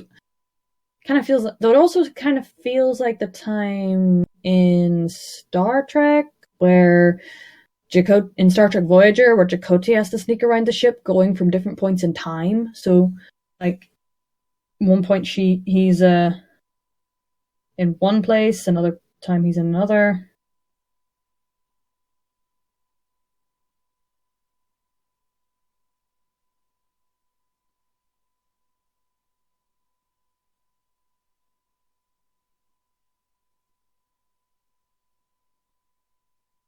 Huh. So yeah, that was a fun episode. Fun. This is fun. This is really fun. So what was I talking about before? Ooh, I was talking about this picture, because this picture is awesome. So now, Midnight earring, much like identical to Lupina's, and actually Morphus is supposed to have one. But I guess since he's in mist form, that version doesn't exactly see it. Interesting.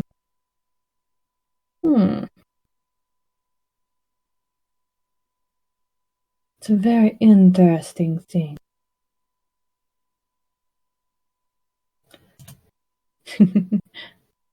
Hope you're all enjoying, most definitely. Don't forget, we got our PayPals as well as our, what's it called? Brain needs to think.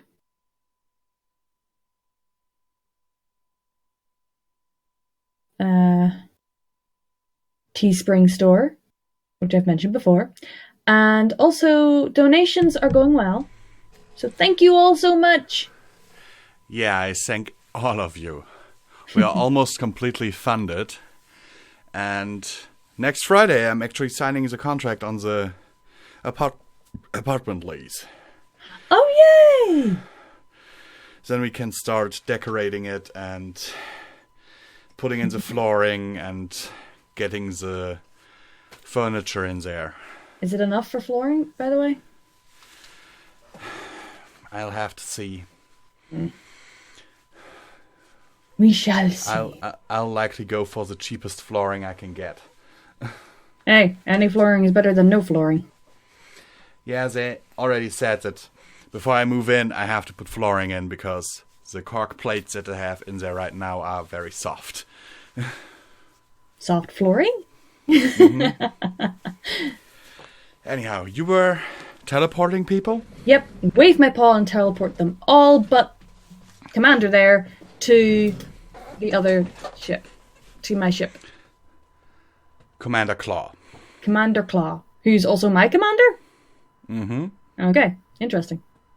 I'm amazed he didn't react weirdly to hearing his voice. He did raise an eyebrow, but winced slightly. Because he tried to raise the eyebrow on his hurt side. Because it was probably subconscious. Mm-hmm. Can Midnight help him with that at all? You can stop the bleeding. Okay, Midnight waves a paw and stops the bleeding. Which is at least something. Midnight smiles sadly. Sorry. All I can do right now. It's okay, man. I understand. Now to try and find the other survivors. There should be 5 more in this area. He,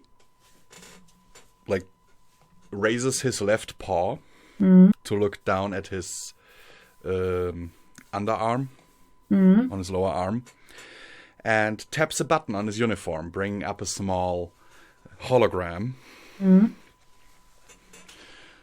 According to internal sensors, they are in the room right across the corridor. Huh. That's handy. We were split up by an attack by this thing. Morphus. Exactly. Keep your eyes out. I can for lack of immobilize him, force him out of that mist form if I know it's coming. That is the problem, man. We knew he was coming, and we still didn't stand a chance. Any idea how he's so much more powerful than the I know?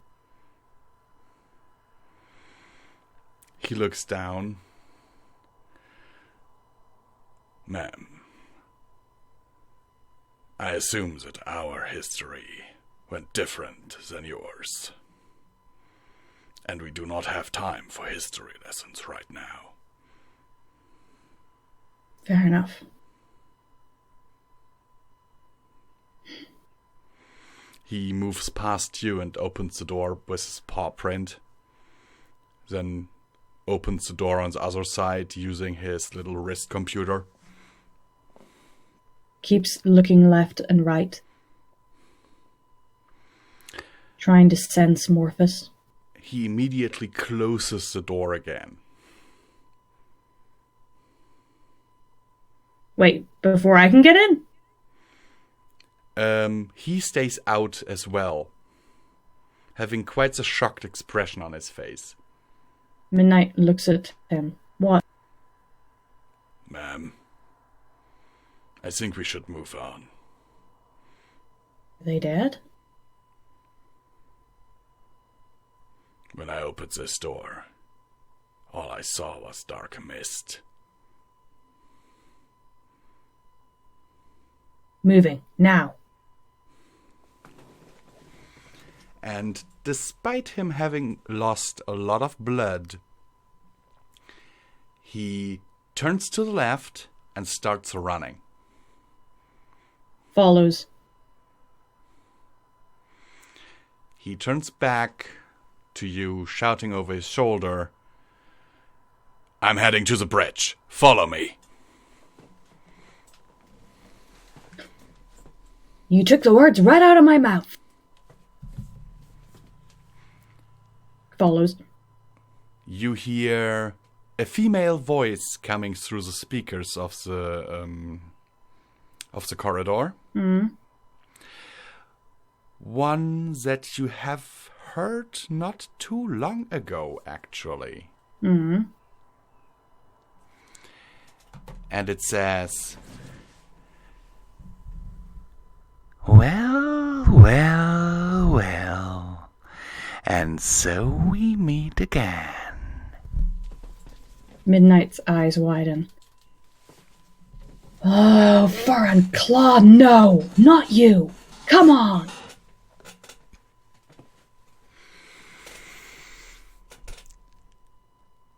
Oh, yes, me.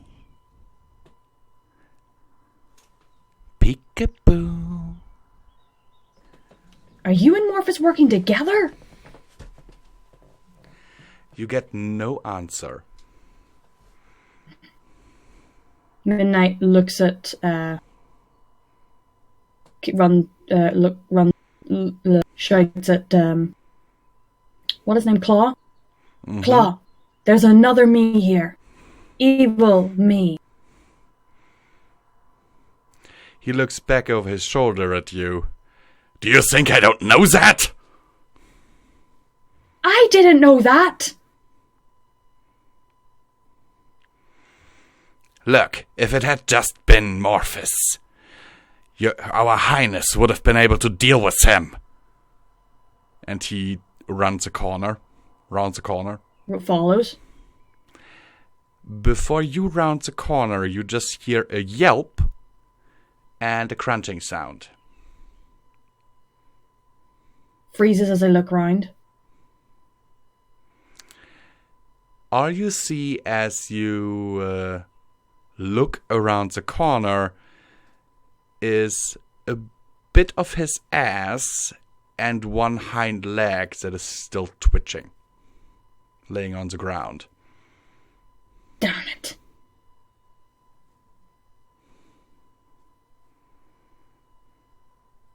And from the speakers that are in the corridor, by the way, light flickering, you hear chewing sounds. Having fun? No response. But at the end of the corridor, you see a door labeled Bridge. Runs down. You reach the door without incident. Opens the door.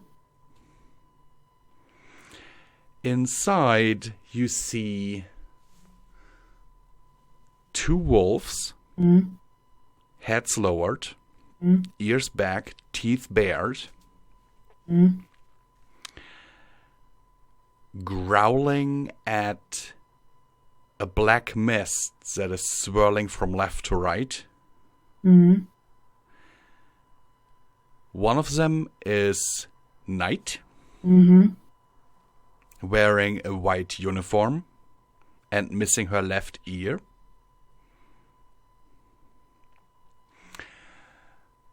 The other is you. Sends a magical blast at the mist. Which gets intercepted by another you that suddenly appears in the path of your blast.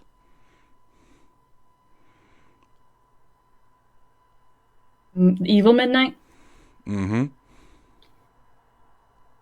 You couldn't just stay in your own universe, could you? Where would be the fun in that? And she also does a little thing, like raises her right paw and just extends one claw, doing no interfering. Oh, so you're just here to make sure Morphus has all the fun. And I get some little snacks out of it. And how did you start working with others so quickly? I literally just left your universe, like, a few hours ago. Always know what you are saying, but never say all you know. Huh.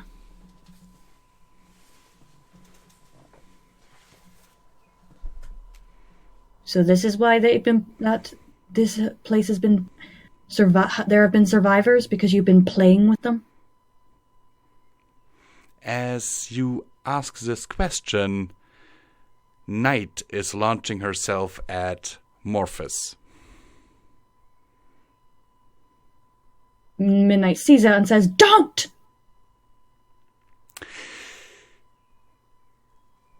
And yeah, let's just say she jumps into the black cloud. There is a little bit of wet sounds coming from it. But she does not emerge on the other side. Midnight face pause. Night. Really?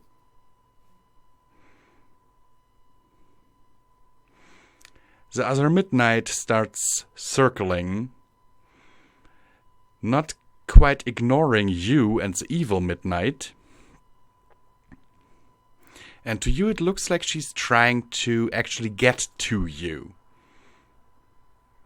But every time she is close to getting around Morphus, he moves in a way so that he's blocking her path. Teleports to Midnight's side?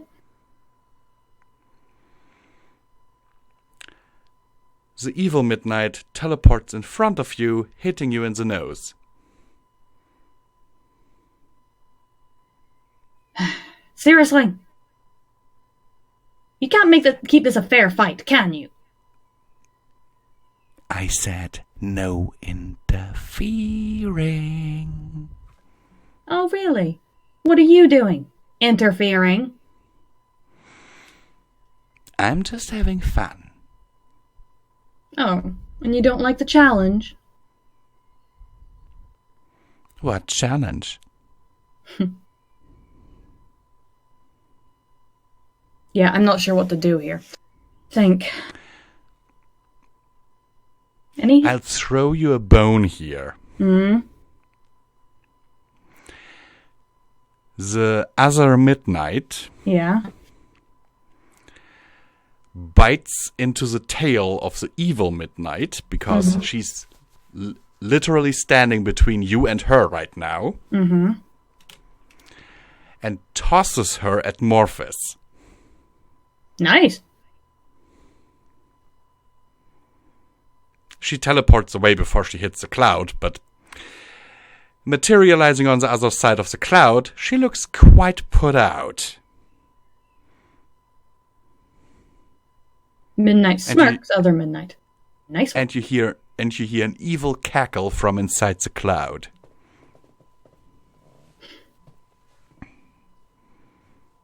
Midnight smirks at Midnight and is like, nice one. Thank you. You got a plan? Right now, not getting eaten. Sounds like a good plan.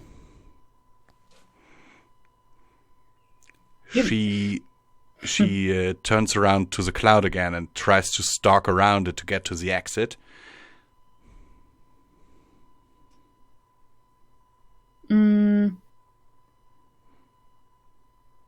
Midnight realizes, wait, you don't have fist powers, do you? No, I don't. Hold on to me. She raises an eyebrow and looks at you. Just Excuse me? grabs her by the scruff and teleports to the quarters.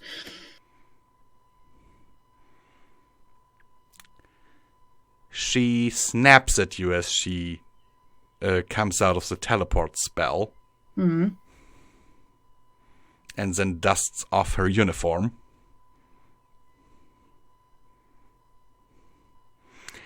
Don't teleport me without my consent. Hey, you wanted to escape? I got you to escape. This explains why that evil Midnight didn't absorb your power. Kill you. You're not useful to her. She and Morphus came on board, killing my crew. They made a game out of it. I noticed. This Midnight is just as... You know what? I need another name for her. Any ideas? I call her the bitch. Barbara. The other Midnight raises an eyebrow. Hey, you gave me... Literally saying something like, really? It'll antagonize her. It did with Gerald. And it made it a little bit easier to tell the difference between each other.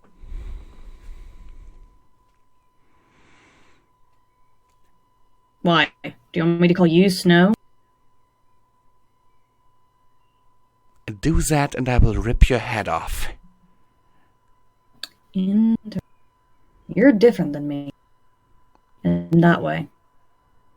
Okay. We need to get it out of here. But the problem is, Lupin is stalking this place. And she doesn't know the evil night is about. You brought your world's Lupina here? She was kind of on the ship whenever we took...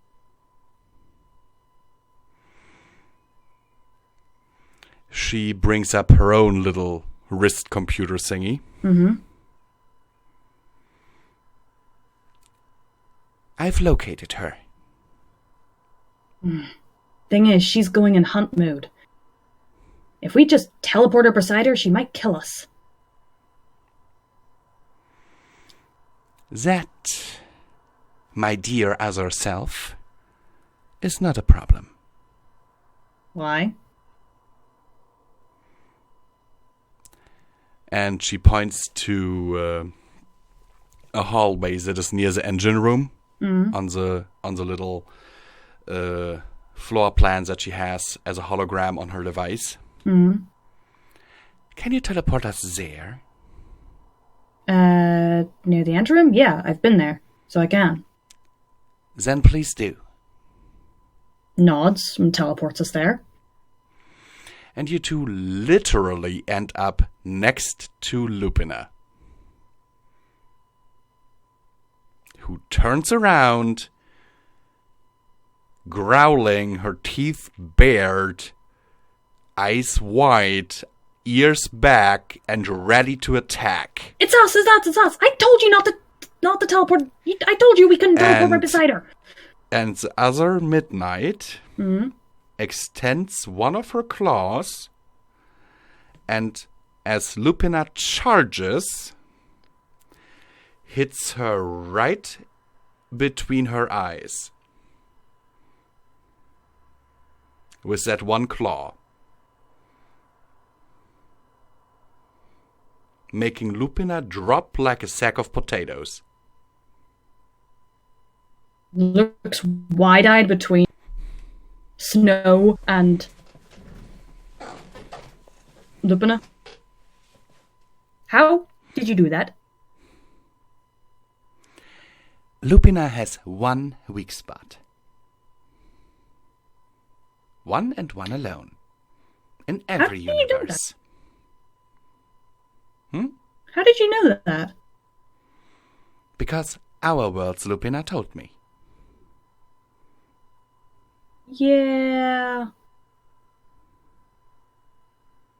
Now get us out of here. Grabs Lupina, grabs Snow. I'm just going to call her Snow because she's wearing a white uniform, and teleports to the door locks. To the airlocks. Airlocks. Where you are greeted by now, 30 power-armored wolves aiming high-powered guns at you. It's me. Prove it. Puppy. The crowd bursts out laughing. The other Midnight looks at you, raising both eyebrows, looking a little bit annoyed. Mm-hmm. And the medic with the group throws you your headband. Grabs it. Grabs Lupina, throws her in overworlds, and says, lock these now. Get us out of here. And blow this thing to high heaven. Several technicians move forward, closing the hatches. And you hear the sound like rapid decompression. Mm-hmm. Like a short boom. Mm-hmm. As if air is escaping when the docking tunnels are blown off. Mm-hmm. And you actually feel the ship moving away from the other ship. Mm-hmm. And a moment later, you hear the guns of your ship roaring. Right. Looks at the other Midnight. If you need medical attention, get it now. I'm going to the bridge. Any medical attention that I might need, I can get later. All right. I'm following you. Understood. Though I'm teleporting. Grabs her and teleports to the bridge. I was about to say she bites onto your tail. Oh. Ow!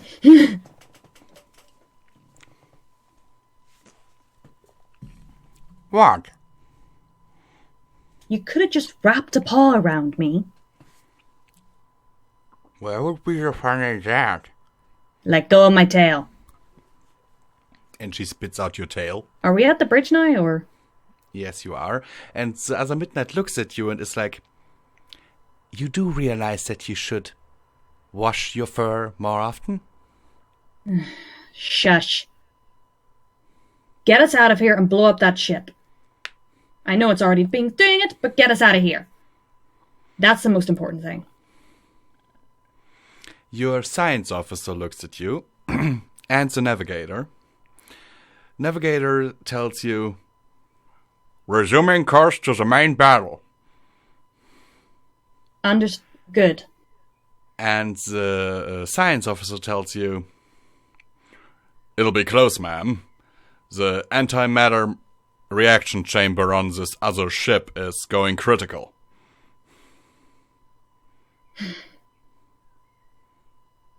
Hey. Better... I know. I saw the countdown. Just make sure we're beyond that explosion. No worries, ma'am. We will be. But it will still be close. We'll only be about 5 seconds ahead. Keep an eye on it, because there might be some... Just make sure nothing gets out of that. You have the ship on the main screen. Mm-hmm. And from 1 second to the next, your entire main screen is just bathed in white light. Squints. It only lasts for about a second. But where there was a ship and a planet just a few seconds before, there's now literally nothing. I really hope that's the last of them we see. Don't count on it. I know. But Wolf can hope. If you will excuse me, I will go and check on my mother from this dimension. And with that, the other Midnight walks out of the bridge. Her mother? Her mother.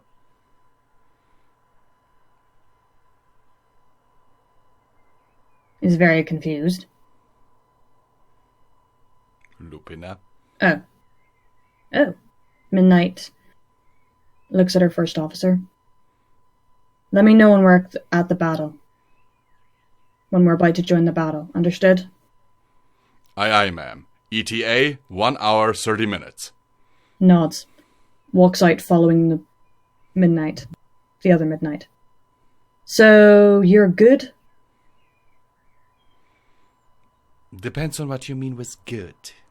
You're on the light side? She sighs.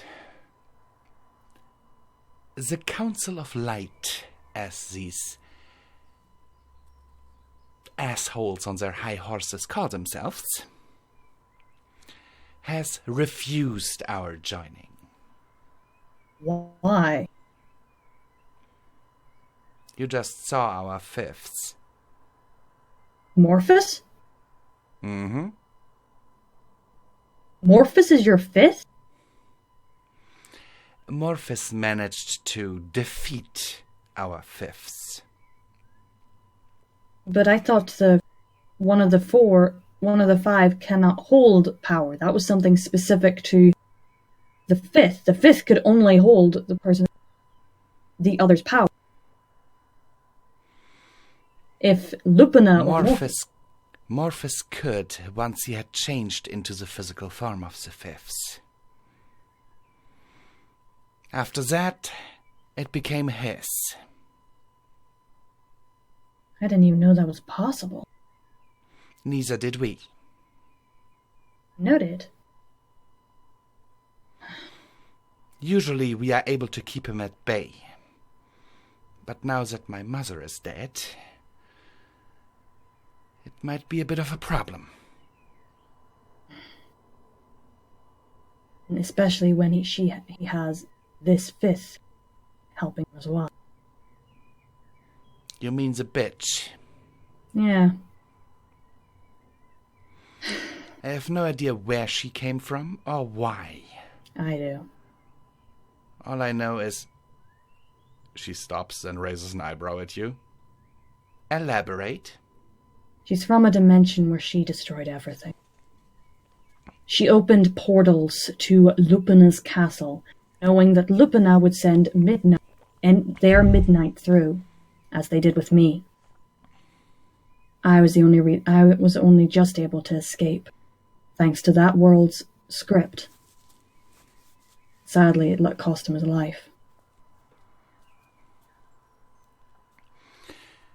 That would explain a few things, certainly. Let's hope that this antimatter explosion killed these two. As you say, I doubt it. All they'd have to do is teleport out of there in time. Once they saw us firing, they would have known our plan. Exactly. She continues walking. Follows. And she kind of takes one of her claws and rubs it along one of the walls as if checking for dust.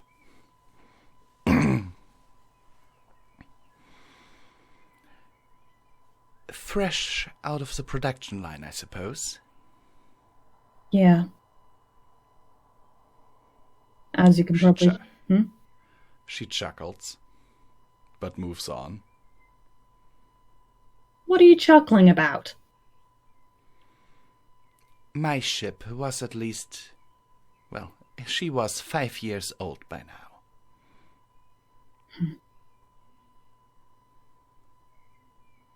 By the way, what did you mean by mother? Did Lupina raise you? She raises an eyebrow and looks back at you. Lupina is my mother. Your actual mother gave birth to your mother? What other sense of the word do you know? Mostly adopted. My actual mother kind of threw me out when I became a wolf. Ah, one of those dimensions where you were born another species. Yeah. Though, to be honest, Lupina has pretty much taken me under her wing. She does that in a lot of dimensions. Fair enough. That's interesting. What about Lily?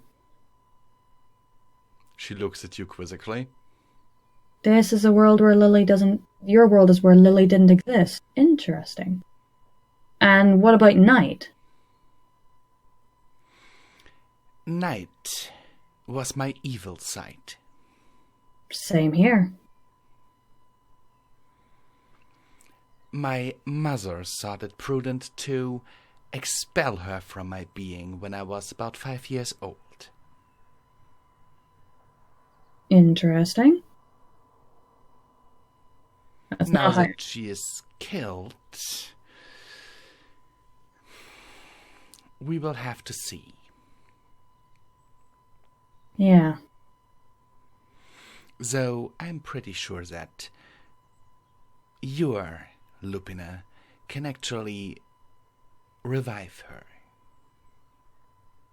Possibly. I don't really know how her magic works most of the time. I'm still learning Lupin Incarnate magic. It is easy. When Night was killed, her essence returned to me. All your Lupina has to do is perform the ritual once more and separate her again.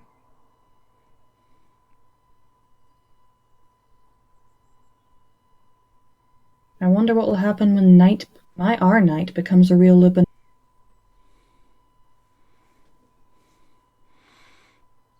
The day you do that, I want to be there. Why? I've never been in a dimension where it actually worked. Really? Nope. And I've traveled hundreds. Why has it never worked? Usually the body is created, but the essence of Night, bonding to that new body, refuses. Or the body is rejecting it. Why? I do not know.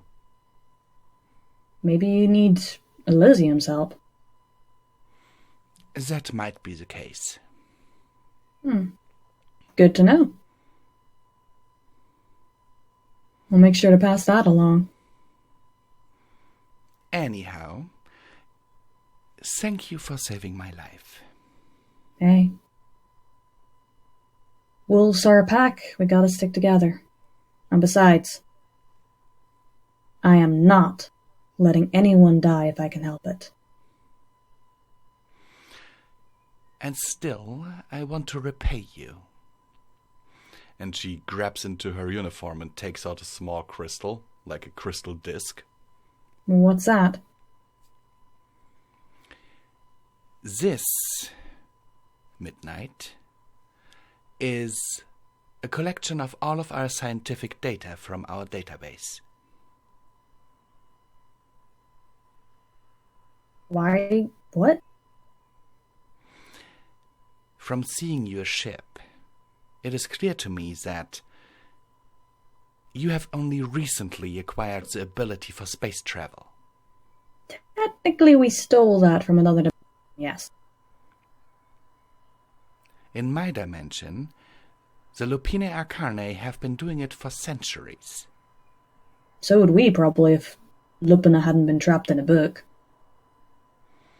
She waves this information aside, but you see in her eyes that she will ask you about it later. On this, you will find star charts, blueprints, scientific discoveries. Everything that the Lupine Arcane discovered in the last 1,000 years. Takes it. Now this will be handy. Thank you. I would certainly hope so. And I apologize that it's only the last 1,000 years, but the capacity on this storage device is limited.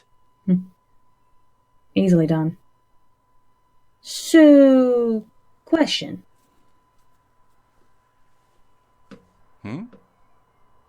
Are you going to go back? I can't. Why can't you? My ship is gone. My ship could open a portal with the technology on board. Or my mother could open a portal to get us back. I am unable. Well, Script could open a portal, or... I don't know if Lupina can, but I know Script can. The problem is, Midnight, your Script does not know where I come from, which dimension to bring me to.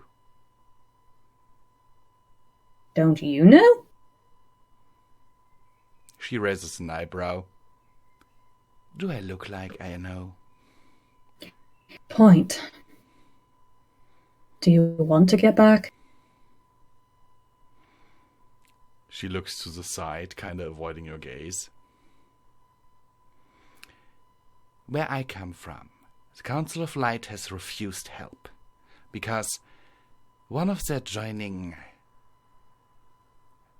conditions is that you defeat or subdue your fifths. We failed at that. Due to this, over 50% of my universe is destroyed, and every day is a fight for survival.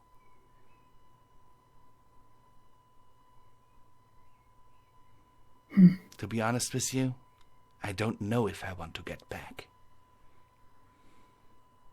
But you have to. If I find a way, I will.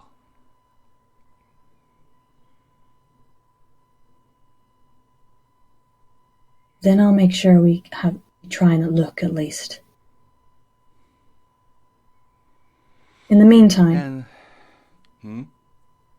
would you help us in our war?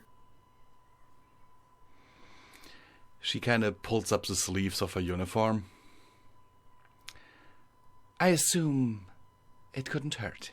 Hey, I'm gonna need someone to teach me how to command. To what? Command. She chuckles a little bit. Well, you saw what happened to the last ship I commanded. Hey, you were ambushed by evil me in a world where night and midnight never separated. Which ironically makes sense in why that would make such a big difference.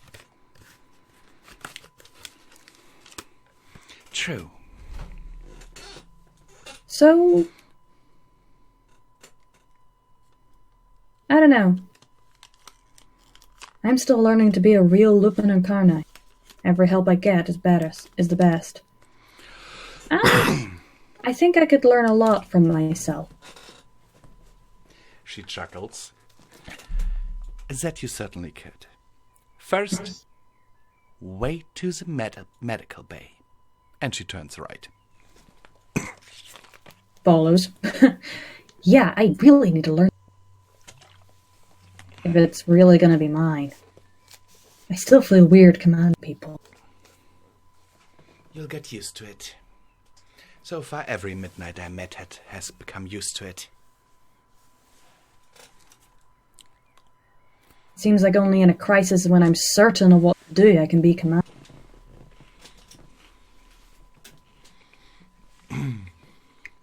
All the other times I'm just far too uncertain.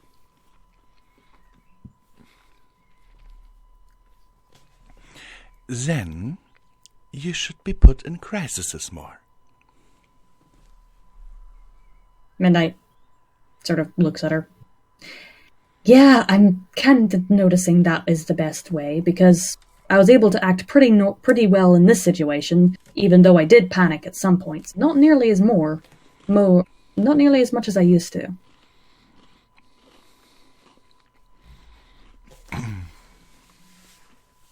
You arrive at a door that has a red cross on it. I still find that Ta-da! Med Bay. breaking the mold here. I find it funny that a bloody cross is basically what symbolizes healthcare.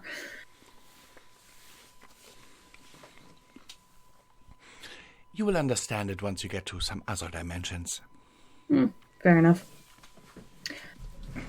Opens the door. Inside you see nurses and doctors running around. On some beds there are wolves actually performing surgery on the wounded that you transported over. Not even bothering to try to get them to the operating theater. Because that is already used. And they only have one on board. And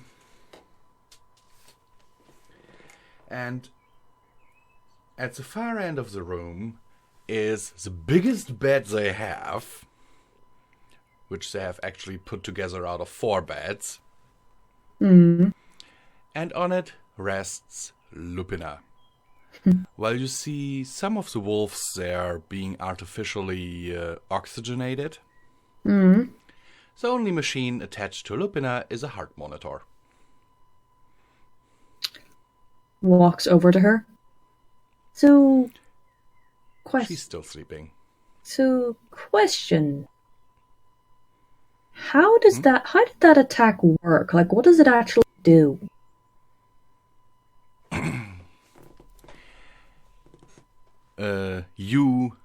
Snow looks at you.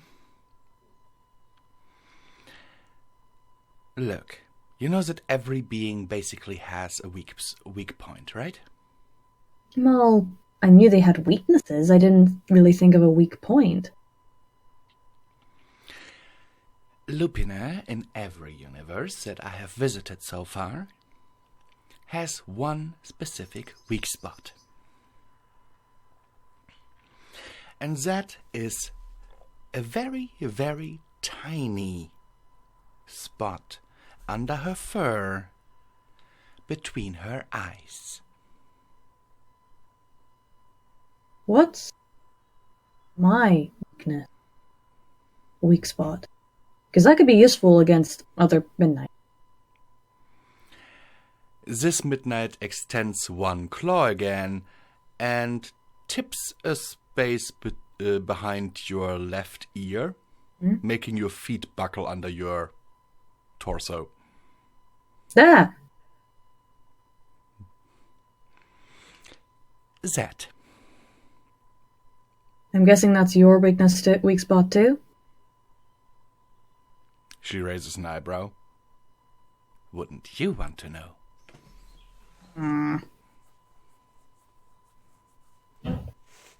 But do you think that Barbara would know that weakness? Very likely. Damn it. I thought you would be far too overconfident to really know about it. The thing is this, Midnight. I have listened in on a conversation between her and Morphus. According to what I overheard, she has a power of 20/5. Yeah, including her own, anyway. How do you think she would be able to defeat so many fifths?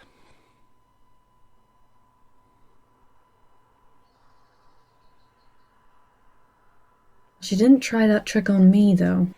That's what made me think maybe she didn't know it. Maybe you escaped before she could.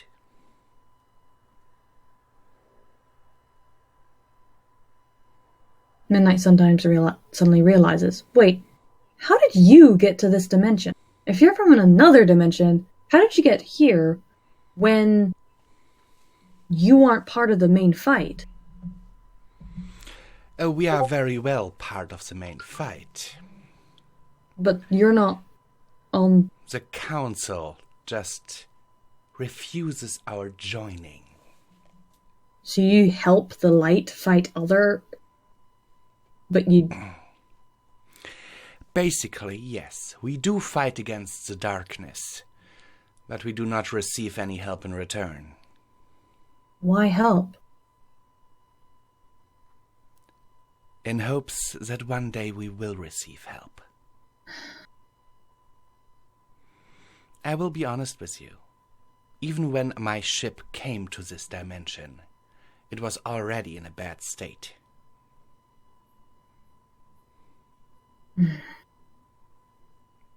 In my world, we don't have the resources for rapid repairs.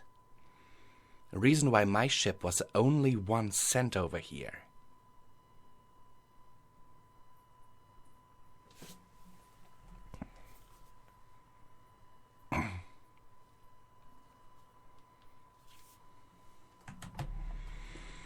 Okay, different question. Was it you that sent the distress signal? Distress signal? We tried to reach anyone that could help us against those monsters. They basically boarded our ship as soon as we came here. Well, at least the bitch did.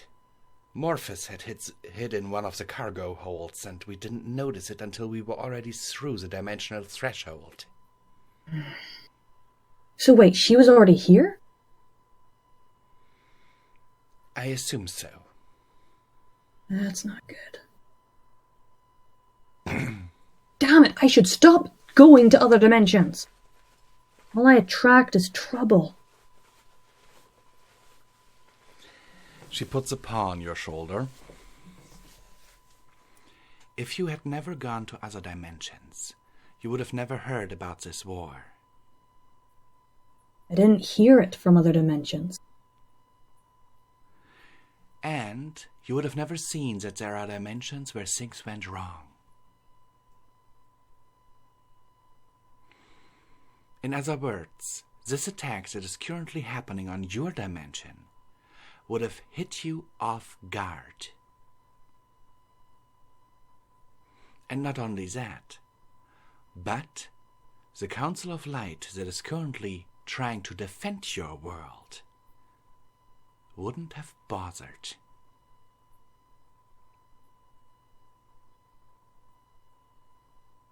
I'm starting not to like this Council of Light. They have very strict rules. I might. And us neutral worlds usually get ignored by them. They must be wondering what on earth is going on with me. Well, this world, technically it shouldn't be neutral. I am technically the fifth. Well, except for Pixie. Basically, your world is a light world. It wasn't on the mother. I know, but your world, basically, because of you being the fifth, has been accepted into the Council of Light, as you know. Okay. Because your fifth is subdued, and Pixie is under control. Mostly. Yeah. As we know, she does tend to show up where she's not supposed to be. Midnight. Sigh. Thank you. Though, I'm sorry I couldn't get to you all to your crew sooner. I was being quite cautious because I didn't know what was going on. As you should be. Really? Because I got the feeling from Lupina that I was being too cautious. She chuckles. You can either be too cautious or too rash. It is an art form to find the fine lines that runs between them. That is the perfect balance. Fair enough. One of my mother's favorite quotes.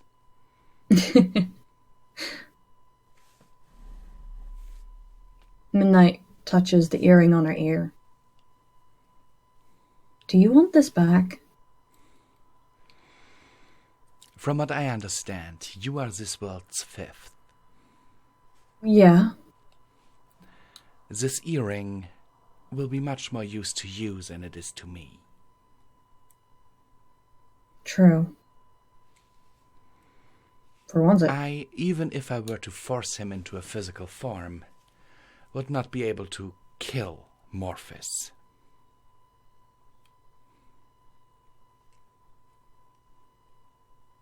Fair enough. Thank you.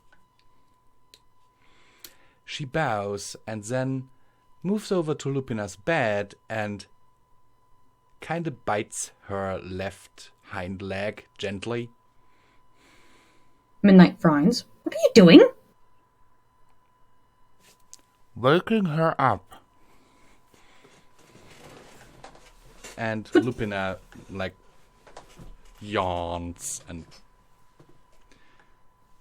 looks over at the two of you, raising an eyebrow.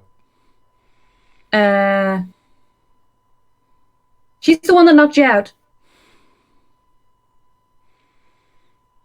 Lupina looks between the two of you. Oh boy. What? She smirks at you and then says, 2 midnights. I don't know if this universe can take that. Midnight looks at her. I'm not that much trouble. She chuckles. Midnight smirks. Besides, I know your weak spot. Don't you dare, because I know yours. How do you know mine when I didn't know mine?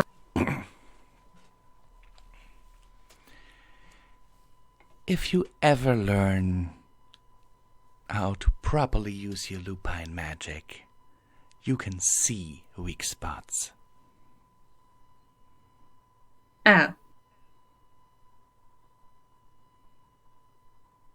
At least on those who have not learned to disguise them.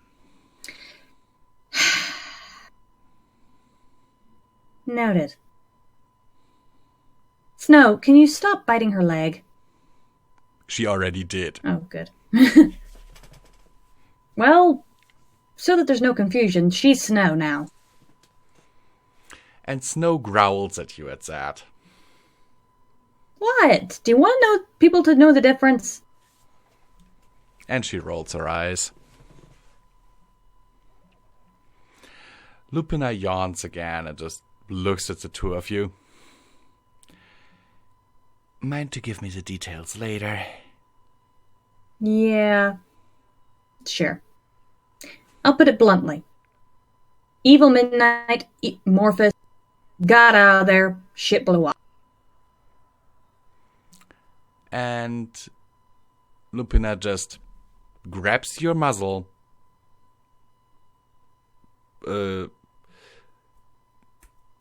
makes it shut, and then floats you over onto the bed. But... And she does the same with Snow. But the battle. We won't arrive for at least another hour. How do you know that? You've been sleeping. She points at a display in the upper right corner of the room that reads, Mission ETA, 1 hour, 10 minutes.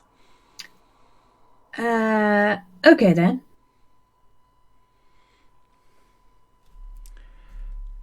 Snow, even though she seemed grumpy at being floated over, immediately kind of buries her face into Lupina's side. And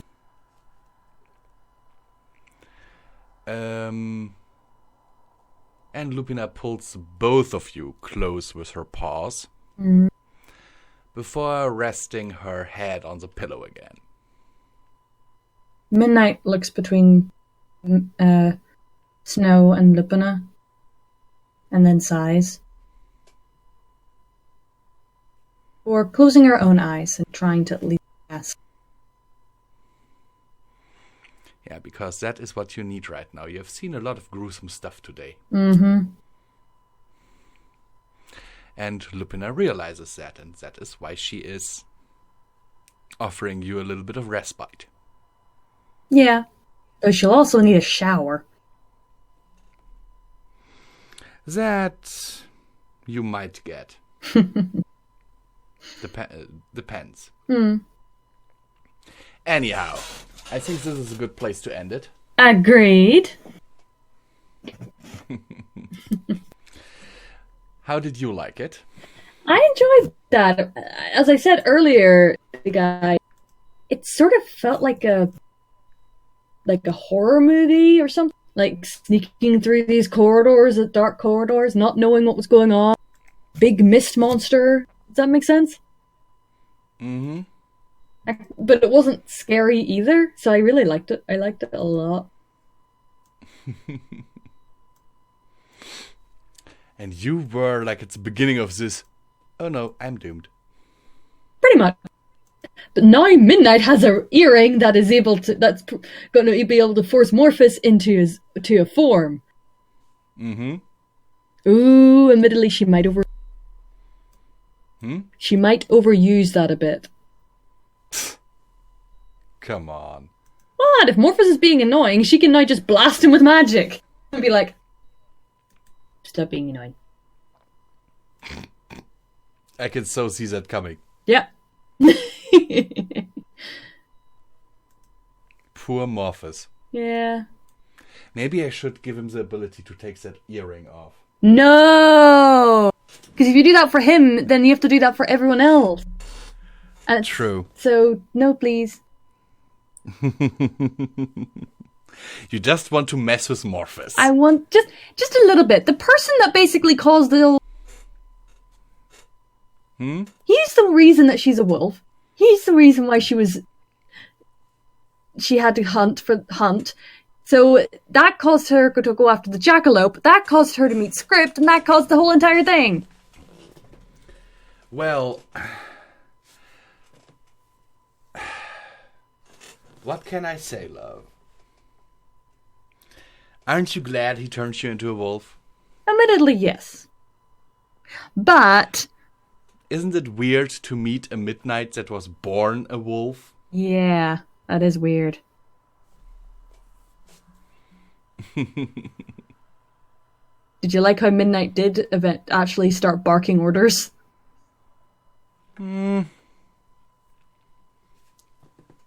We'll practice that a bit more. But you did good.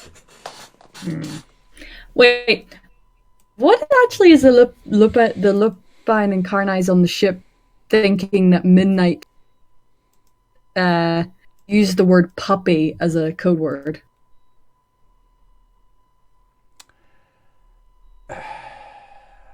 Well, love, the word puppy has different meanings in the Lupine Arcane language. Why? Why did no one tell me this?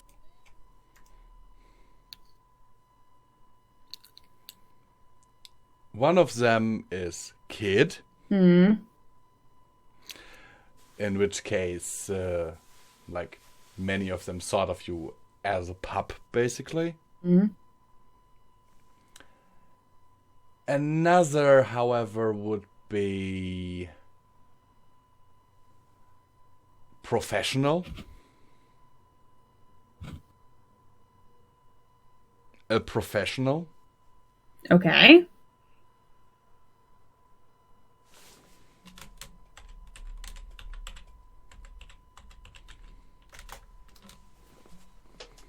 Oh! Oh! Pony feathers. That's why they were kind of laughing. That's not what Midnight meant! I know. And they should know that! Oh, they do know that. But for some of them it is like, yeah, she doesn't know our language at all. Oh, Lupina's gonna tell her that now. Lupina will likely gift you a dictionary.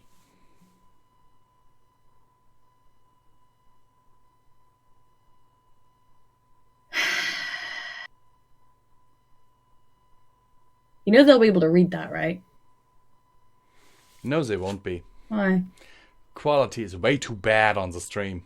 Point. Okay. Anyhow, guys, I'll say this is a good way to end it. Agree. Anyhow, we don't really have any visitors anyhow. We have one. Hey! Don't disregard our one. No, the thing is, I think that's me or you. That Doesn't it's matter. registering as... Anyhow. Guys, hope you enjoyed this. Midnight certainly did.